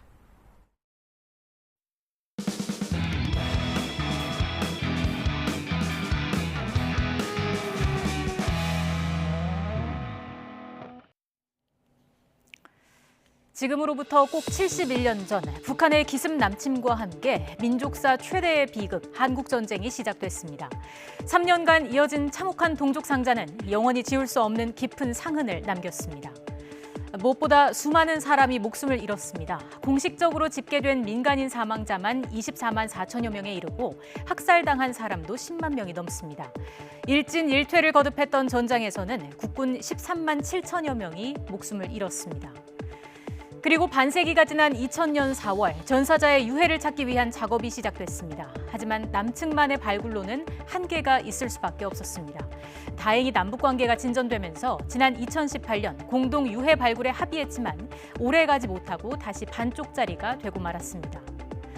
그리고 어제 우리 군 당국은 6.25 최대 격전지 중 하나였던 화살머리 고지 일대에서 발굴 작업을 종료했습니다.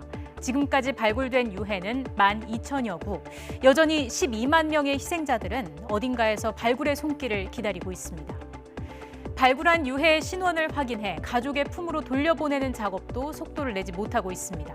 발굴된 12,000여 구 가운데 신원이 확인된 전사자는 164명에 불과합니다. 대다수는 여전히 국군 유해 발굴단 국선제에 모셔져 있습니다. 무명 용사로 분류된 희생자들을 가족의 품으로 돌려보내기 위해서는 유가족의 적극적인 참여가 절실합니다. 1577-5625번 기억해 주시죠. 71년 전 전쟁에 참전했지만 미수습된 분들의 유가족이라고 생각되는 분들께서는 이 번호로 연락을 주시기 바랍니다. 우리 민족의 비극인 6.25 전쟁이 발발한 지 꼭 71년이 되는 오늘, 전쟁 이후 고향 땅을 밟지 못한 실향민들이 모여서 애환을 나누는 축제가 강원도 속초에서 열리고 있습니다. 이 소식은 송세혁 기자가 전해드리겠습니다. 국내 대표적인 실향민 마을인 속초 아바이 마을. 망향탑 앞에 제사상이 정성스레 차려졌습니다. 실향민들이 지척인 북녘 고향을 향해 절을 올리며 망향의 한을 달랩니다. 6.25 전쟁 직후 고단했던 피난민촌 모습도 그대로 재현됐습니다. 내일이면 고향으로 갈 수 있겠지 했던 게 벌써 70여 년. 18살 청년은 어느새 90살 백발 노인이 됐습니다. 21이면 다시 들어간다고 그래서 그냥 그 학도병으로 그 저씨 해서 나왔다가 지금 양평에서만 64년째. 꿈에서도 그리던 고향. 엊그제 기억처럼 아직도 생생합니다. 그립습니다. 말할 수 없이. 꼭 가야지. 죽기 전에 꼭 가야 돼요. 네. 지난해 코로나 여파로 취소됐던 실향민 문화축제가 올해는 속초 아바이 마을로 무대를 옮겨 열렸습니다.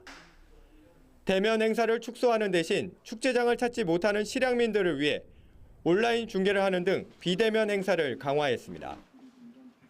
실향민 문화를 보존하고 계승을 하여서 실향민 2세와 3세들과 함께 평화통일 의지를 다지는 계기를 마련하는 그러한 뜻으로 실향민 문화축제를 준비했습니다.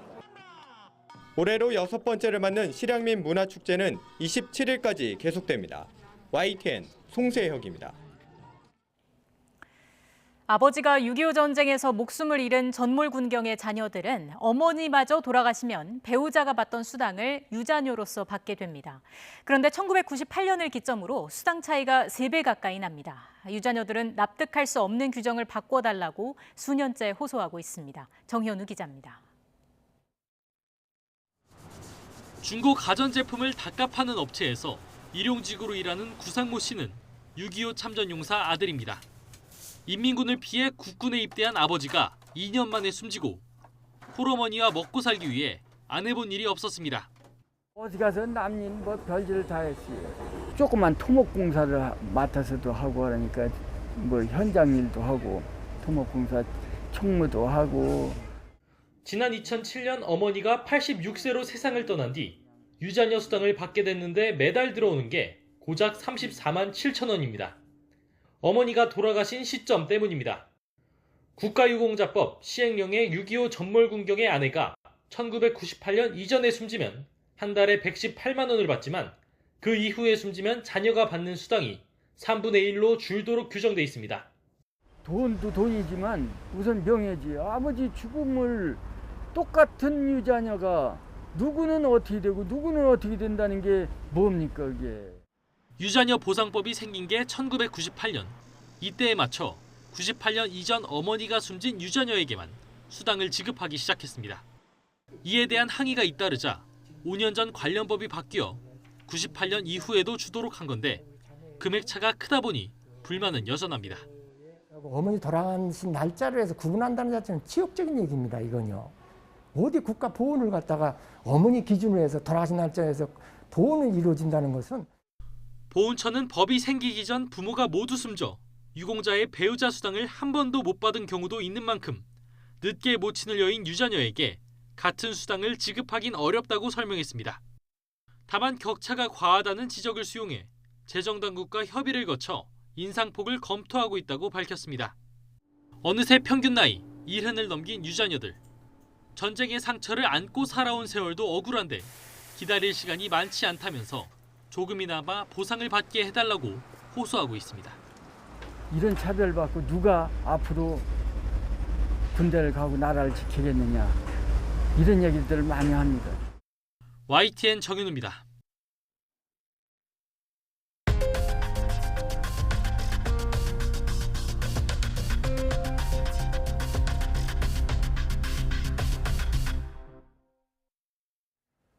경기도 양주에 있는 육군부대에서 한 간부가 성비위 등으로 감찰을 받던 중 일주일째 행방불명돼서 군 당국이 수색에 나섰습니다. 같은 부대의 다른 간부도 성희롱과 갑질 혐의 등으로 조사받고 있습니다. 취재기자 연결합니다. 임성호 기자. 네, 사회부입니다. 네, 같은 부대 간부들이 성비위 등으로 감찰을 받은 것 같은데 한 명은 실종 상태라고요? 네, 그렇습니다. 사건이 발생한 곳은 경기도 양주에 주둔하고 있는 육군 제8사단입니다. 이곳 간부 2명이 성비위 혐의로 잇따라 감찰을 받은 건데 현재 행방불명인 간부는 A준입니다. A준이가 받는 혐의는 여러 개입니다. 우선 업무 시간과 회식 자리에서 여러 차례 여성 군무원 등에게 노골적인 성희롱 발언을 하고 동료 간부에게 상습적으로 폭언과 욕설을 했다는 겁니다. 또 코로나19 방역 수칙 위반 혐의도 받고 있습니다. 지난해 말 코로나19 확산으로 군 당국이 간부들 회식과 사적 모임을 제한할 때 회식을 열고 2차로 유흥주점까지 갔다는 건데요. 이 같은 의혹이 불거지자 부대 측에서 지난주 감찰을 진행한 결과 혐의 대부분이 사실로 확인됐습니다. 이후 A준이는 지난 18일 오후 2시 10분쯤 부대 인근의 산 등산로로 향하는 모습이 마지막으로 목격된 뒤 실종됐고 현재 부대 측은 장병들을 동원해 수색 작업을 벌이고 있습니다. 같은 부대 B중령도 감찰을 받았습니다. 여성 군무원을 상대로 성희롱 발언을 하고 부대원들에게 갑질을 한 혐의인데요. 일각에선 부대 측이 내부 징계만 하고 군사경찰에 수사 의뢰는 하지 않는 등 취시하게 바빴다는 의혹이 나오기도 했습니다. 이와 관련해 육군은 관련 신고를 접수한 즉시 B중령을 다른 부대로 분리 조치했다고 밝혔습니다. 이후 사단 감찰실 또 상급 부대인 작전사 감찰실에서 감찰을 진행했고 군 검찰의 추가 조사도 예정돼 있다고 설명했습니다. 또 이후 조사 결과가 나오면 관련 법규에 따라 엄정히 처리하겠다고 덧붙였습니다. 지금까지 사회부에서 YTN 임성호입니다. 국방부 검찰단이 공군 군사경찰단장 등 군사경찰단 소속 4명을 허위보고 혐의로 입건하고 압수수색에 나섰습니다. 또 공군 양성평등센터장도 피의자 신분으로 불러서 조사하고 있는데 이어서 조사본부는 20비행단 군사경찰 1명을 직무유기 혐의로 입건했습니다. 국방부 취재기자 연결합니다. 김문경 기자. 네, 국방부입니다. 네, 군사경찰단은 이번 사건을 초기에 수사한 곳이지 않습니까? 그런데 이곳의 부실 수사 의혹에 대한 전방위 검증이 시작됐죠? 네, 그렇습니다. 국방부 검찰단이 오늘 압수수색에 나선 곳이 공군 군사경찰단인데요. 군사경찰단은 이모 중사 성추행 피해 사실을 최초로 인지하고 수사한 곳입니다. 국방부 검찰단이 수사 착수 20여일 만에 군사경찰단에 대한 직접 수사에 나선 겁니다. 특히 오늘 피의자 신분으로 전환된 공군 군사경찰단 4명은 지난달 23일 국방부 조사본부에 이 중사의 사망을 보고하면서 성추행 피해 사실을 빼고 보고한 혐의를 받고 있습니다. 국방부 검찰단은 또 늑장, 축소 보고 의혹을 받는 이갑숙 공군 양성평등센터장도 피의자로 전환해 소환 조사하고 있다고 밝혔습니다. 공군본부 양성평등센터는 이 중사의 성추행 피해 사실을 인지한 지 한 달이 지난 뒤에야 국방부에 피해 신고를 하면서 상세한 내용 없이 월관 현황 보고 형식으로 보고한 것으로 드러났습니다. 이와 함께 공군 20비행단 군사경찰대대의 부실 수사 의혹을 수사해온 국방부 조사본부는 20비행단 수사 관계자 1명을 직무유기 혐의로 입건하고 2명은 징계위원회에 회부했다고 뒤늦게 밝혔습니다. 앞서 조사본부는 부실 수사를 확인하고도 1명도 입건하지 않아 제 식구 감싸기 아니냐는 지적을 받았는데요. 이 같은 비난 여론을 감안한 조치로 부르됩니다. 이런 가운데 유족 측 변호인은 2차 가해 의혹과 관련해 이중사가 전입을 갔던 공군 15비행단 대대장과 운영 통제실장 등 4명을 추가로 국방부 검찰단에 고소했습니다. 변호인은 국방부 감찰관실이 이들의 의혹을 확인하고도 수사로 전환하지 않는 등 의지가 부족한 것으로 판단해 고소하게 됐다고 밝혔습니다. 지금까지 국방부에서 YTN 김문경입니다. 조국 전 법무부 장관이 기사 내용과 무관하게 자신과 딸의 사파를 사용한 조선일보에 법적 대응하겠다는 뜻을 거듭 밝혔습니다. 조 전 장관 부부의 입시 비리 의혹 재판의 증인으로 나온 딸 조민 씨는 부모가 기소된 법정에서 증언하는 게 적절치 않다며 증언을 모두 거부했습니다. 취재기자 연결해서 차례로 들어보겠습니다. 김경수 기자. 네, 서울중앙지방법원입니다. 네, 우선 조 전 장관이 조선일보에 책임을 묻겠다는 입장을 재확인했네요. 언제 나온 얘기입니까? 네, 오늘 오전 자녀 입시 비리 의혹 재판이 열리는 서울중앙지법에 나오면서 취재진과 만나 한 이야기입니다. 조 전 장관은 오늘 딸이 증인으로 출석하는데 심경이 어떤지 묻자 곧바로 이렇게 답했는데요. 직접 들어보시죠.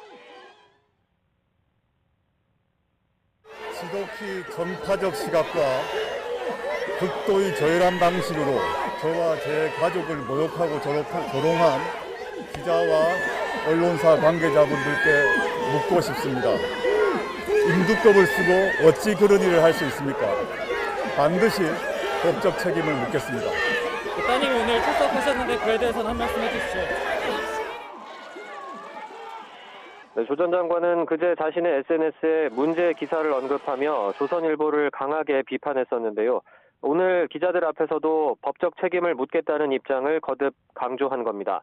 앞서 조선일보는 지난 21일 3인조 혼성 절도단이 성매매를 미끼로 남성을 모텔로 유인해 금품을 훔쳤다는 기사에 조 전 장관 부녀의 사파를 사용했습니다. 논란이 일자 조선일보는 관리 감독이 소홀했다며 사과 입장을 밝혔지만 조 전 장관은 면피성 사과라며 법적 대응을 준비하겠다고 밝혔습니다. 네, 이번에 재판 관련 내용도 알아보죠. 법정에 딸 조민 씨가 증인으로 나왔죠? 네, 오늘 오전 10시부터 조 전 장관과 아내인 정경심 동양대 교수의 자녀 입시 비리 의혹 재판이 열렸는데요. 의혹의 당사자라고 할 수 있는 조 전 장관의 딸 조민 씨가 증인으로 법정에 나왔습니다. 조 전 장관 부부는 조민 씨 등 자녀들의 입시를 부정한 방법으로 도운 혐의를 받고 있는데요. 앞서 재판부는 검찰 요청을 받아들여서 조 전 장관의 딸과 아들을 모두 증인으로 채택했습니다. 다만 조민 씨는 법원에 증인 보호 신청을 해서 오늘 출석 모습이 언론에 공개되지는 않았습니다. 법정에서 증언 거부권을 행사한 조 씨는 증언 거부 사유를 얘기하겠다며 발언 기회를 구하기도 했는데요. 조 씨는 다른 학생들처럼 학교와 사회, 가족이 마련해준 프로그램에 참여해 나름대로 열심히 활동했을 뿐인데 이런 사태가 벌어질 거라고는 상상도 못했다고 말했습니다. 또 하고 싶은 말이 많지만 부모님이 기소 법정에서 딸인 자신이 증언하는 건 적절하지 않다고 덧붙였습니다. 조 씨는 발언 도중 감정이 북받친 듯 잠시 울먹였고 어머니인 정 교수는 눈물을 애써 삼키는 모습을 보이기도 했습니다. 검찰은 조 씨가 증언을 거부하더라도 준비된 질문을 던질 수 있게 해달라고 요청했지만 재판부는 조 씨가 모든 신문에 증언 거부 의사를 밝힌 만큼 질문하는 것이 의미가 없다고 판단해 조 씨를 그대로 돌려보냈습니다. 지금까지 서울중앙지법에서 전해드렸습니다. 제약회사의 사례비 부정 제공 혐의를 수사하는 경찰이 압수수색 영장 처리를 놓고 검찰과 마찰을 빚고 있습니다. 경찰청 중대범죄수사과는 최근 JW 중해제약이 의사들에게 금품을 제공한 혐의를 수사하는 과정에서 검사의 비밀누설 혐의를 의심할 만한 휴대전화 파일, 녹취 파일을 발견하고 검찰에 압수수색 영장을 신청했습니다. 하지만 검찰은 해당 녹취는 위법하게 수집한 증거라는 취지로 보완 수사 요구도 없이 법원에 영장을 청구조차 하지 않은 것으로 알려졌습니다. 법무부가 오늘 검찰 중간 간부 인사를 발표했습니다. 예고했던 대로 대대적인 인사 이동이 있었는데 특히 주요 권력 사건 수사를 이끌던 간부들이 모두 자리를 옮겼습니다. 검찰 취재기자 연결하겠습니다. 우철희 기자. 네, 대검찰청입니다. 네, 검찰 중간 간부 인사 대대적인 인사 이동이 이루어졌다고요? 네, 그렇습니다. 법무부는 오늘 차장, 부장급을 뜻하는 고검 검사급 652명, 일반 검사 10명을 포함하는 검사 662명에 대한 인사를 단행했습니다. 역대 최대 규모의 중간 간부 승진 전부 인사입니다. 인권보호부와 수사협력 전담부서 신설 등 검찰 조직 개편안과 맞물리다 보니 인사 규모가 커졌습니다.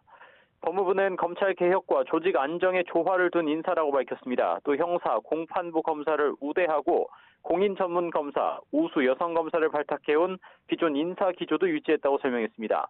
이번 중간 간부 인사는 다음 주 금요일인 7월 2일자인데 검찰 조직 개편안의 국무회의 통과 이후로 예정됐습니다. 이번 중간 간부 인사에서 특히 권력 사건 수사를 담당했던 간부들 대부분 자리를 옮겼다고요? 네, 이번 중간 간부 인사에서 가장 눈에 띄는 부분은 역시 권력 사건 수사를 담당했던 중간 간부들의 보직 변경입니다. 모두 교체됐습니다. 먼저 김학의 전 법무부 차관 불법 출국 금지 의혹 수사팀을 이끌어온 이정섭 수원지검 형사 3부장은 대구지검 형사 2부장으로 자리를 옮겼습니다. 월성원전 경제성 평가 조작 의혹 수사팀을 이끈 이상현 대전지검 형사 5부장은 서울 서부지검 형사 3부장으로 부임하게 됐습니다. 또 김학의 전 차관 성적 관련해 청와대와 사전 교감이 있었다는 이른바 청와대발 기획사정 의혹을 수사해온 변필건 서울중앙지검 형사 1부장은 창원지검 인권보호관으로 이동합니다. 이와 함께 박범계 장관이 참모진이었거나 친여성향으로 분류되어 온 인사들은 대거 요직에 발탁됐습니다. 특히 검찰 내 최대 조직인 서울중앙지검의 수사를 지휘하는 차장검사들이 대표적입니다. 정진우 의정부지검 차장검사가 중앙지검 1차장 검사에 박범계 장관의 입 역할을 맡았던 박철우 법무부 대변인이 2차장 검사를 맡습니다. 또 추미애 전 장관 시절 법무부 정책기획단장을 했던 진재선 서산지청장이 3차장 검사, 그리고 반부패 수사부를 이끄는 4차장 검사에는 검찰 인사와 예산을 담당했던 김태훈 법무부 검찰과장이 자리하게 됐습니다. 또 임은정 대검찰청 검찰연구관은 법무부 감찰 담당관으로 사실상 영전했습니다. 반면 이른바 윤석열 사단으로 분류되는 인사들은 직접 수사를 담당하는 지검이 아닌 고검으로 대부분 자리를 옮기게 됐습니다. 신자용 부산 동부지청장은 서울고검 송무부장, 신봉수 평택지청장은 서울고검, 송경호 여주지청장은 수원고검으로 이동합니다. 다만 윤석열 전 검찰총장 아내 김건희 씨의 코바나 컨텐츠 협찬국 의혹과 도이치모터스 주가 조작 연루 의혹을 수사하는 정용환 서울중앙지검 반부패 2부장은 옆자리인 반부패 1부장으로 자리를 옮깁니다. 박범계 법무부 장관은 오늘 국회 출석 그리고 이후 기자들과 만나 권력사건 수사를 이끌던 중간 간부들의 교체에 대해 수사의 필요성이나 요건이 있을 경우 후임자가 연속성을 가면서 과대하게 의미를 부여할 게 아니라고 강조했습니다. 특정한 검사들의 이름을 거명을 하셨는데 전체 인사를 하는 데 있어서 특정한 사람을 염두에 두고 그렇게 인사를 하지는 않습니다. 그러면서 성향에 따라 자리가 갈렸다는 지적에는 언론과 인사재청권자의 시각이 늘 같을 수만은 없다면서 나름 조화와 공정, 균형을 고려했다고 반박했습니다. 지금까지 대검찰청에서 YTN 오철입니다.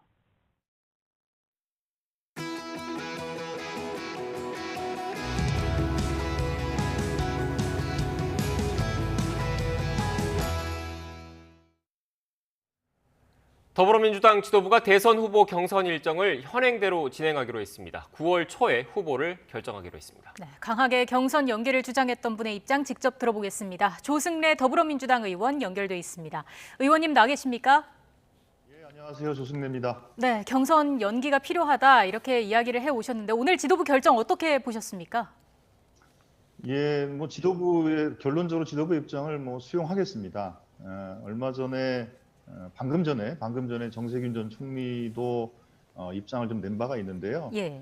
집단 면역 이후에 역동적인 국민 참여가 보장된 경선 실시가 최선이라고 생각하지만 지도부 결정을 수용하겠다. 이렇게 이제 입장을 낸 바 있습니다. 사실 저희들이 경선 시기 문제에 대해서 조정이 필요하다라고 얘기했던 것은 조금 전에 얘기한 것처럼 실제로 지금 코로나 상황 속에서 국민 참여가 제대로 보장되고 있지 못한 상황이어서 국민들이 정말로 참여할 수 있는 경선을 좀 만들어 보자. 두 번째로는 우리가 이제 대한민국의 미래를 위해서, 현재와 미래를 위해서 좀 치열한 논쟁이 좀 필요한데 그러기 위해서는 좀 역동적인 경선이 필요하지 않겠냐라는 측면이 있고요. 또 하나는 경선 과정이 이제 조금 공정하고 좀 합리적이고 투명하게 좀 관리하는 민주적 경선이 필요하다. 이런 측면에서 시기 문제에 대해서 좀 검토를 좀 요청을 했던 것입니다. 근데 이 문제와 관련해서 당내 여러 가지 논의가 있었고 지도부에 또 심사숙고가 있었다고 봅니다. 그런 의미에서 지도부가 내린 결론에 대해서는 수용한다 이렇게 생각을 합니다. 다만 저희들이 요청했던 역동적 경선, 국민 참여 경선, 또 민주적 경선의 이 요구는 여전히 살아있는 것으로 봐서 앞으로 지도부가 경선을 관리하는 데 있어서 이 점을 염두에 두면서 경선을 좀 준비해달라 이렇게 요청하고 싶습니다. 네. 의원님 현재 정세균 전 총리 캠프 대변인을 맡고 계시지 않습니까? 예, 그렇습니다. 네, 지금 조금 전에 이 정세균 전 총리 입장이 나온 지가 얼마 안 됐기 때문에 이 입장을 내기 전까지 지금 의원님을 비롯해서 캠프 관계자들과 좀 소통이 좀 있었습니까? 아니, 그렇습니다. 당연히 저희들이 현재 이 상황 지도부의 결론에 대해서 어떻게 할 것인가에 대한 논의가 있었고요. 그 논의 결과 쿨하게 지도부의 결정을 수용하는 것으로 그렇게 결론을 냈고요.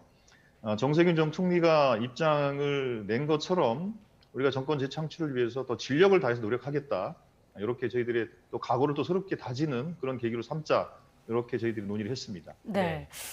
아직 지금 이낙연 전 대표 측이나 다른 그동안 경선 연기를 주장했던 그 쪽에서는 구체적인 입장, 이렇게 수용한다 입장은 현 시점까지는 아직 파악되지 않고 있는데 결이 좀 다르다고 봐야 될까요? 아니면 시간을 좀 더 두고 좀 지켜봐야 된다고 생각하십니까?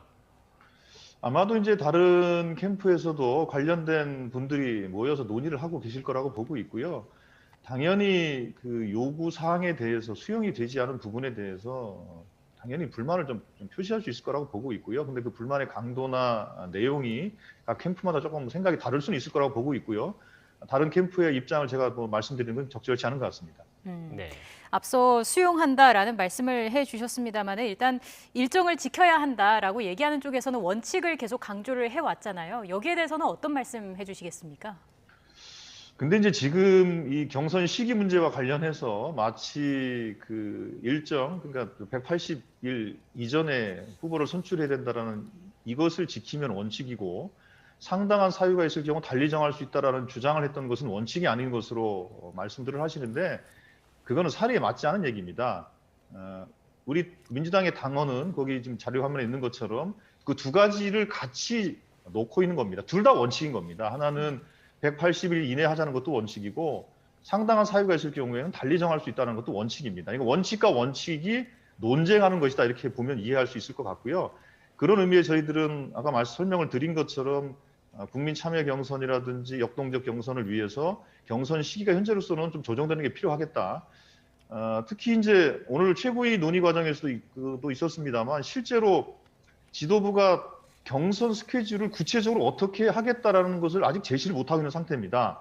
즉 다시 말씀드리면 경선 준비가 좀 부족하다 이런 말씀을 좀 드릴 수 있는 것이고 그런 의미에서 저희들이 시기 조정을 좀 계속 요구를 했던 것입니다. 그런 의미에서 180 이전에 하는 것은 원칙이고 조금 시기 조정하자는 것은 원칙이 아니다라는 말은 이해할 수 없는 말입니다. 네, 지금 의원님께서 원론적인 입장을 얘기를 해주셨는데 조금 전에 그 정세균 전 총리 입장과 관련해서 제가 구체적으로 질문을 몇 개 좀 드리겠습니다. 앞서 그 민주당 당헌을 보면 상당한 사유가 있을 때는 당무위원회의 의결을 거쳐서 그 180일 전 선출이라는 규정을 좀 달리 정할 수 있다라는 문구가 있지 않습니까? 그런데 지금 오늘 조금 전에 정세균 전 총리가 얘기한 거는 그 예정대로 간다. 9월 달에 후보를 선출한다는 걸 수용한다는 입장을 밝히신 거기 때문에 앞으로 당무위원회 소집이나 추가적인 그런 행동은 없을 거다. 이렇게 봐야 되는 겁니까? 정세균 캠프에서는? 예, 말 그대로 그렇게 보시면 될 것 같고요. 지금 실제로 지난 화요일인가요?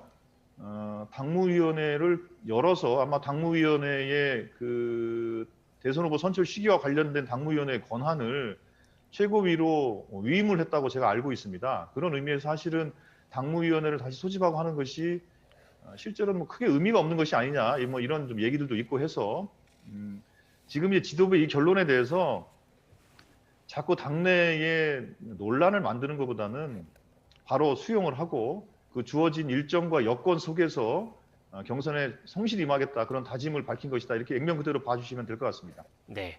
근데 지금 앞서 정세균 전 총리 같은 경우에는 수용 입장을 밝혔지만 물론 조금 더 시간을 두고 봐야 되겠지만 다른 그 경선 연기파를 주장했던 그런 캠프에서 당무위원회 소집이라든지 추가적인 그런 행동에 나설 경우에도 정세균 캠프에서는 아예 그냥 빠지는 걸로 생각하면 되겠습니까? 원칙적으로 좀 이해를 해주셨으면 좋겠고요.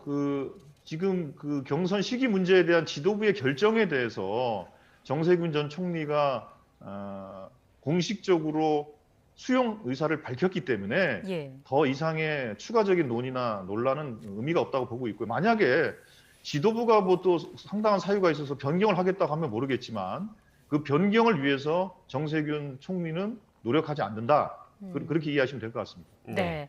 앞서서 지도부의 결정을 수용하지만 역동적인 경선을 강조해 주셨습니다. 어떤 보관이 있으실까요?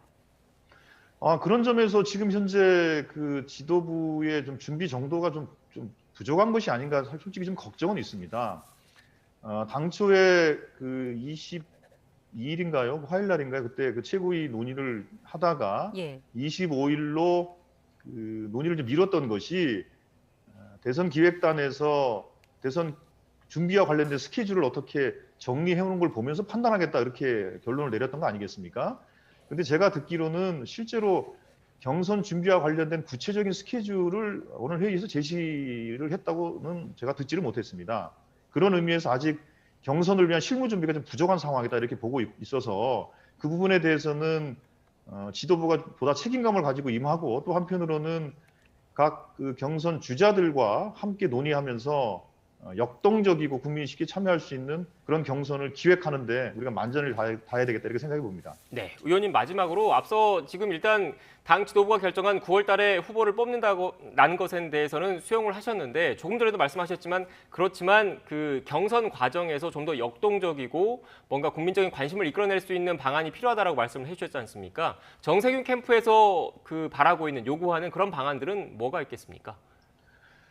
그거는 이제 저희들이 이제 차차 정리해서 저희들 의견을 좀 말씀을 드릴 것인데 저희들은 지금 국민들이 워낙에 그 많은 고통과 어려움 속에서 처해 있지 않습니까? 그래서 대한민국의 현실을 분야별로 정말로 잘 심층적인 토론이나 논의를 통해서 국민들이 좀 냉정하고 좀 주의 깊게 판단하면서 주자들을 선택할 수 있는 그런 기회를 좀 많이 갖자. 그것이 저희들의 가장 강력한 요구사항이기도 하고요.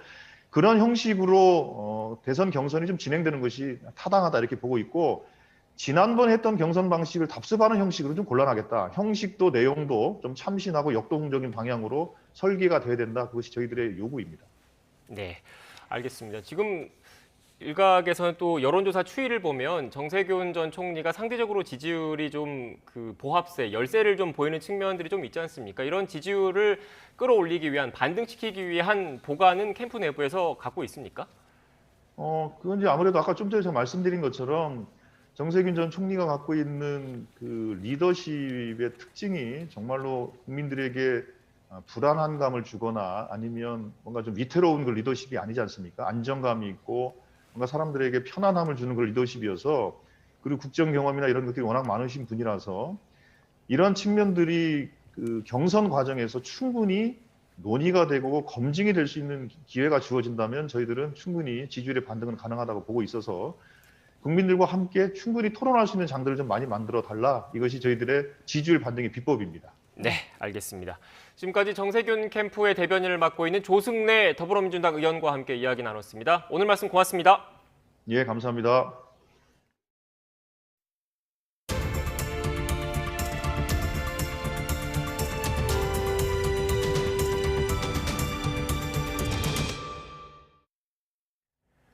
국민의힘에 복당한 홍준표 의원이 자신을 계모에게 쫓겨났던 맏아들로 비유하면서 대선 주자인 윤석열 전 검찰총장은 검증 과정에 있다고 날을 세웠습니다.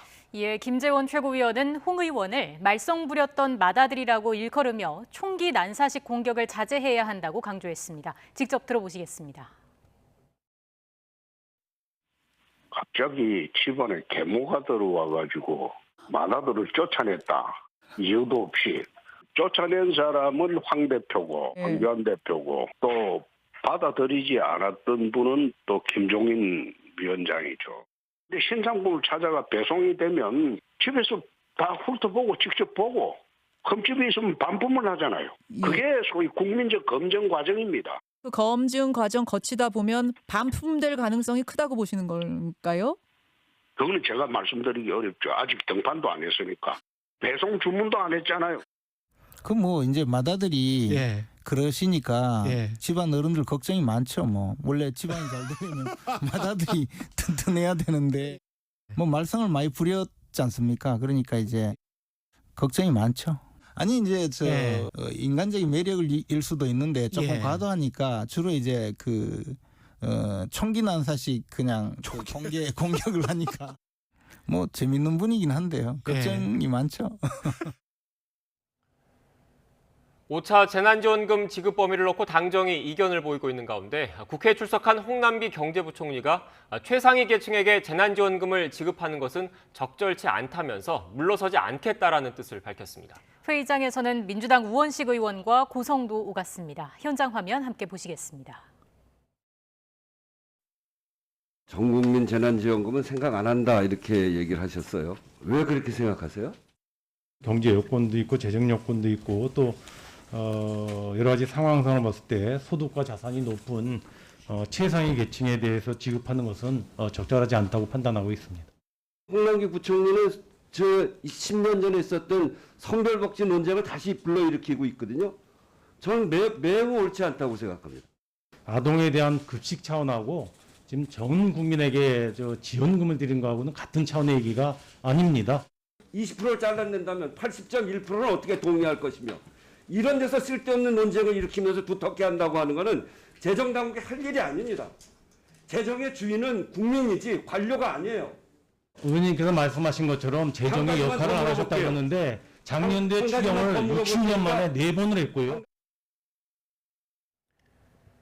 쿠팡이츠가 프랜차이즈 피자 가게를 운영한 업주에게 2달치 배달 음식값을 안 주고 있다는 제보가 들어왔습니다. 계좌가 파산한 본사로 연결돼 있는 게 문제였는데 쿠팡이츠는 법대로 한 거라서 문제가 없다는 입장입니다. 어떤 사연인지 제보는 Y 양동훈 기자가 취재했습니다. 2년 전 구리시에 프랜차이즈 피자 가게를 차린 이정선 씨. 코로나19 사태로 매장 손님이 급격하게 줄면서 여러 배달 앱에 등록해 장사를 근근히 이어왔습니다. 쿠팡이츠 주문. 그런데 쿠팡이츠를 통해 주문받은 음식값 가운데 2달치 233만 원을 아직도 정산받지 못했습니다. 지금 2달에 걸쳐서 저희 배달 금액이 233만 404원입니다. 문제가 시작된 건 지난 2월 말 프랜차이즈 본사가 파산하면서부터입니다. 이 씨가 가게 이름을 바꾸고 쿠팡이츠에 새로 입점한 게 4월 중순. 그 전까지는 프랜차이즈 브랜드였던 기존 이름으로 장사를 계속했고 음식값 입금 계좌 역시 본사로 연결돼 있어 못 받은 겁니다. 실제 지금 연락도 안 되고 그 회사는 지금 유령 회사로 있지도 않아요. 그 회사로 돈이 들어가도 제가 받을 수 있는 방법이 없잖아요. 배달의 민족과 요기요도 마찬가지 상황이었는데 프랜차이즈 본사의 채권 포기 각서를 제출하자 계좌를 변경해 음식값을 돌려줬습니다. 반면 쿠팡이츠는 수십 통 전화와 메일에도 요지부동이었습니다. 저희 담당 부서 쪽으로 얘기를 해서 연락드리도록 요청을 해놓겠습니다. 쿠팡 측은 파산 관련 법 규정을 들었습니다. 본사가 파산한 이상 이 씨는 채권자에 불과하므로 임의대로 돈을 줄 수 없으니 파산을 관리하는 법원이나 변호인에게 받으라는 입장입니다. 계좌가 연결된 본사로만 돈을 줄 수 있다는 겁니다. 지정된 계좌로 인출을 거부하셨습니다. 법적인 이해관계인이 많아 회사는 적법한 절차 없이 지급 절차를 변경할 수 없었습니다. 한푼이 아쉬운 자영업자인 이 씨. 다른 배달앱 업체에겐 가능한 규정이 왜 유독 쿠팡이츠에게만 불가능하게 해석되는 건지 도무지 이해가 되지 않는다며 가슴을 치고 있습니다. 직원들 어쨌든 새로 이제 급여를 제가 책정을 해서 줘야 되니까 정산을 빨리 해달라고 했던 거거든요. YTN 양동훈입니다. 지난 2019년 산업은행이 대우조선해양의 매각 방침을 결정했습니다. 현대중공업이 현물 출자를 조건으로 인수하기로 했는데 그 기한이 이달 말입니다. 이를 앞두고 경남 지역에서는 매각 결정을 철회하라는 목소리가 거세지고 있습니다. 박종혁 기자입니다. 거제 지역 시민단체 회원 100여 명이 시가행진을 펼칩니다. 극장유업 대우조선 거제 시민이 지킨다! 지킨다! 지킨다!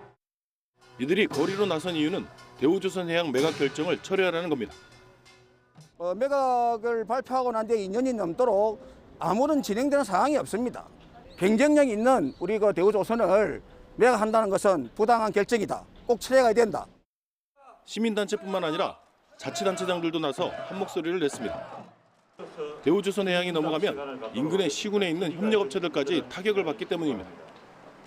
경남 경제 전체가 영향을 받는다는 위기감에 경남의 18개 시군 단체장은 이미 매각 반대 공동성명서도 채택했습니다.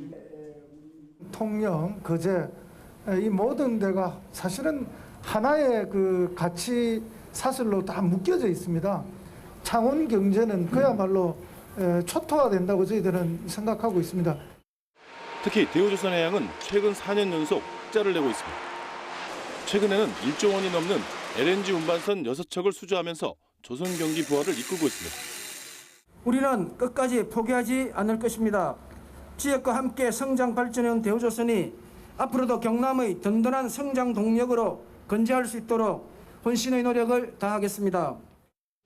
거제 시민 11만 명이 매각 반대 서명에 동참하는 등 경남 지역에서는 대우조선해양의 매각을 반대하는 목소리가 커지고 있습니다.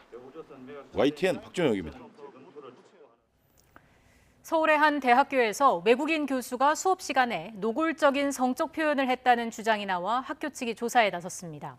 한국외국어대학교 총학생회는 오늘 서양어대학 A 교수가 지난해 2학기 회화 수업을 진행하던 중 성폭행 관련 내용이 담긴 책 전반을 학생들에게 읽도록 했다고 주장했습니다. 학생회 측은 문학작품이라고 하더라도 노골적인 성적 묘사를 필요 이상으로 자세히 다루는 건 정당화할 수 없다고 비판했습니다. 서울의 전세 공급이 얼마나 부족한지를 보여주는 전세 수급 지수가 석 달 만에 최고치를 경신하면서 전세난 우려가 커지고 있습니다. 한국부동산원은 회원 중개업소와 인터넷 매물 건수 등을 분석해 추출한 이번 주 서울 아파트 전세 수급 지수가 110.4로 집계됐다고 밝혔습니다. 지난해 8월 임대차법 시행 이후 꾸준히 올라서 11월 133을 넘었던 이 지수는 이사 공급대책 발표 등의 영향으로 3월 셋째 주 이후 110선으로 아래를 유지하다 다시 110선 위로 복귀한 겁니다. 장마철을 앞두고 지난해 수해를 입은 주민들은 또다시 물난리가 반복되지 않을까 걱정하고 있습니다. 지난해 장대비로 무너졌던 마스크 공장은 1년째 복구 작업을 하지 못하고 있다고 합니다. 김다연 기자가 현장을 다녀왔습니다. 이틀 전에 내린 장대비의 흔적이 고스란히 남아있는 경기도 김포의 마스크 공장입니다. 흙더미가 이렇게 언뜻 봐도 무릎 높이까지 쌓여있고 패널은 힘없이 무너져 내린 모습입니다. 진흙더미가 흘러내려와 이곳 마스크 공장 두 동을 그대로 덮친 건데요. 복구는 잘 이뤄졌는지 1년 만에 공장을 다시 찾았습니다. 방치된 흙더미에서는 풀이 무성하게 자라고 있고 공장 안 질퍽한 흙과 무너진 구조물도 그대로입니다. 장마철을 앞두고 시청에서 물길을 내줬지만 비가 오면 바로 옆 창고로 물이 그대로 흘러 들어갈 수밖에 없는 상황입니다. 복구 책임을 두고 공장 측과 김포시청이 옥신각신하는 사이 1년이 흐른 겁니다. 하지만 시청도 할 말이 많습니다. 김포시가 국비와 자체 예산으로 마련한 복구 지원비는 3,600만 원. 1억 원 넘는 공사 비용을 대기에 턱없이 부족해 결국 시청은 추경을 통해 1억 5천만 원을 확보했습니다. 여러 산림 업체라든지 응급복구를 여쭤봤을 때는 응급복구가 턱없이 부족한 상황이었고 예산 이제 추경 편성을 한 거거든요. 1회가. 결국 지난달에야 시공에 들어가게 됐고 이번 장마 전까지는 옹벽을 세우는 기초 공사만 겨우 할 수 있는 수준입니다. 빠르게 되면 다음 주 정도면 거의 다다음 주 초 정도면 거의 마무리 옹벽은 세워질 거거든요. 이제. 공장은 가동을 거의 멈추다시피 해 흙더미도 모자라 빗더미까지 떠안게 됐습니다. 직원 수를 줄여가며 1년은 꾸역꾸역 버텼지만 남은 창고와 기계에 토사가 덮친다면 이제 정말 공장 문을 닫아야 할 판입니다. 다가올 장대비가 가장 무섭습니다. 그래서 지금 40명 정도가 전부 다 이제 일자를 잃은 거예요. 저희는 제 2차 피해를 안 입는 게 우선이에요. 지난해 일어난 산사태는 전국에 6천여 건. 장마가 코앞인데 복구는 아직 진행 중입니다. 산림당국은 이달 말까지 90%에 대한 공사를 마무리하고 피해 우려 지역의 관리 범위도 넓힌다는 계획입니다. YTN 김다연입니다.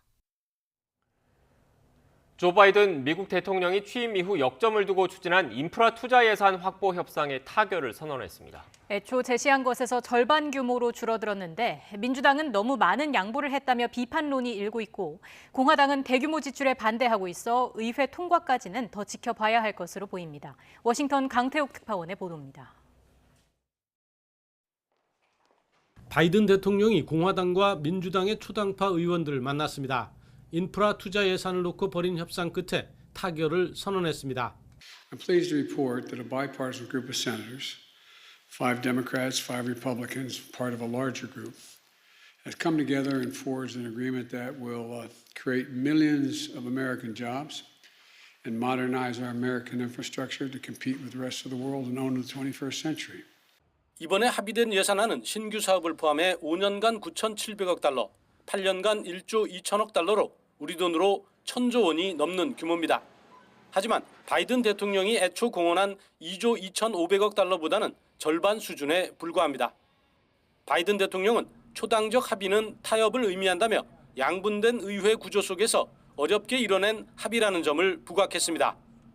We actually worked with them. We had bipartisan deals. Bipartisan deals means compromise. 여기에 바이든 대통령이 미국 가족 계획으로 이름 붙인 예산안 1조 7천억 달러는 협상 테이블에 올리지도 못했습니다. 민주당 내에서는 이번 합의안이 너무 많은 양보를 했다고 비판론이 일고 있습니다. 낸시 펠로시 하원 의장은 먼저 상원의 움직임을 지켜보겠다는 의지입니다. We will not take up a bill in the House until the Senate passes the bipartisan bill. 공화당은 그동안 정부 지출이 너무 많았다며 대규모 지출에 부정적인 입장이 여전합니다. 그런 만큼 초당파 의원들이 만든 합의안도 의회 통과를 장담하지 못하는 상황이어서 이어지는 가족계획 예산안 처리까지는 꽤나 시일이 걸릴 것으로 보입니다. 워싱턴에서 YTN 강태욱입니다. 서울은 맑은 하늘이 이어지고 있지만 강원과 남부 내륙 곳곳에 소나기가 내리는 곳이 있습니다. 오늘 밤까지 서울을 제외한 전국에 5에서 30mm의 소나기가 내리겠습니다. 주말인 내일도 전국이 흐린 가운데 비가 내리겠고요. 휴일에는 비 소식 없이 내륙은 구름만 많은 날씨가 이어지겠습니다. 내일 중부와 경북 서부에 최고 40mm, 그 밖에 내륙에는 5에서 20mm의 비가 내리겠습니다. 특히 중부와 경북 지역은 새벽부터 아침 사이 천둥과 번개를 동반하면서 요란하게 내리겠습니다. 비는 내일 새벽 서쪽 지역을 시작으로 저녁까지 오락가락 이어지겠고요. 낮 동안 소강 상태를 보이는 곳이 많겠습니다. 내일 서쪽 지역을 중심으로 더위가 이어지겠습니다. 서울 낮 기온 27도, 대전 28도, 광주 29도로 예상됩니다.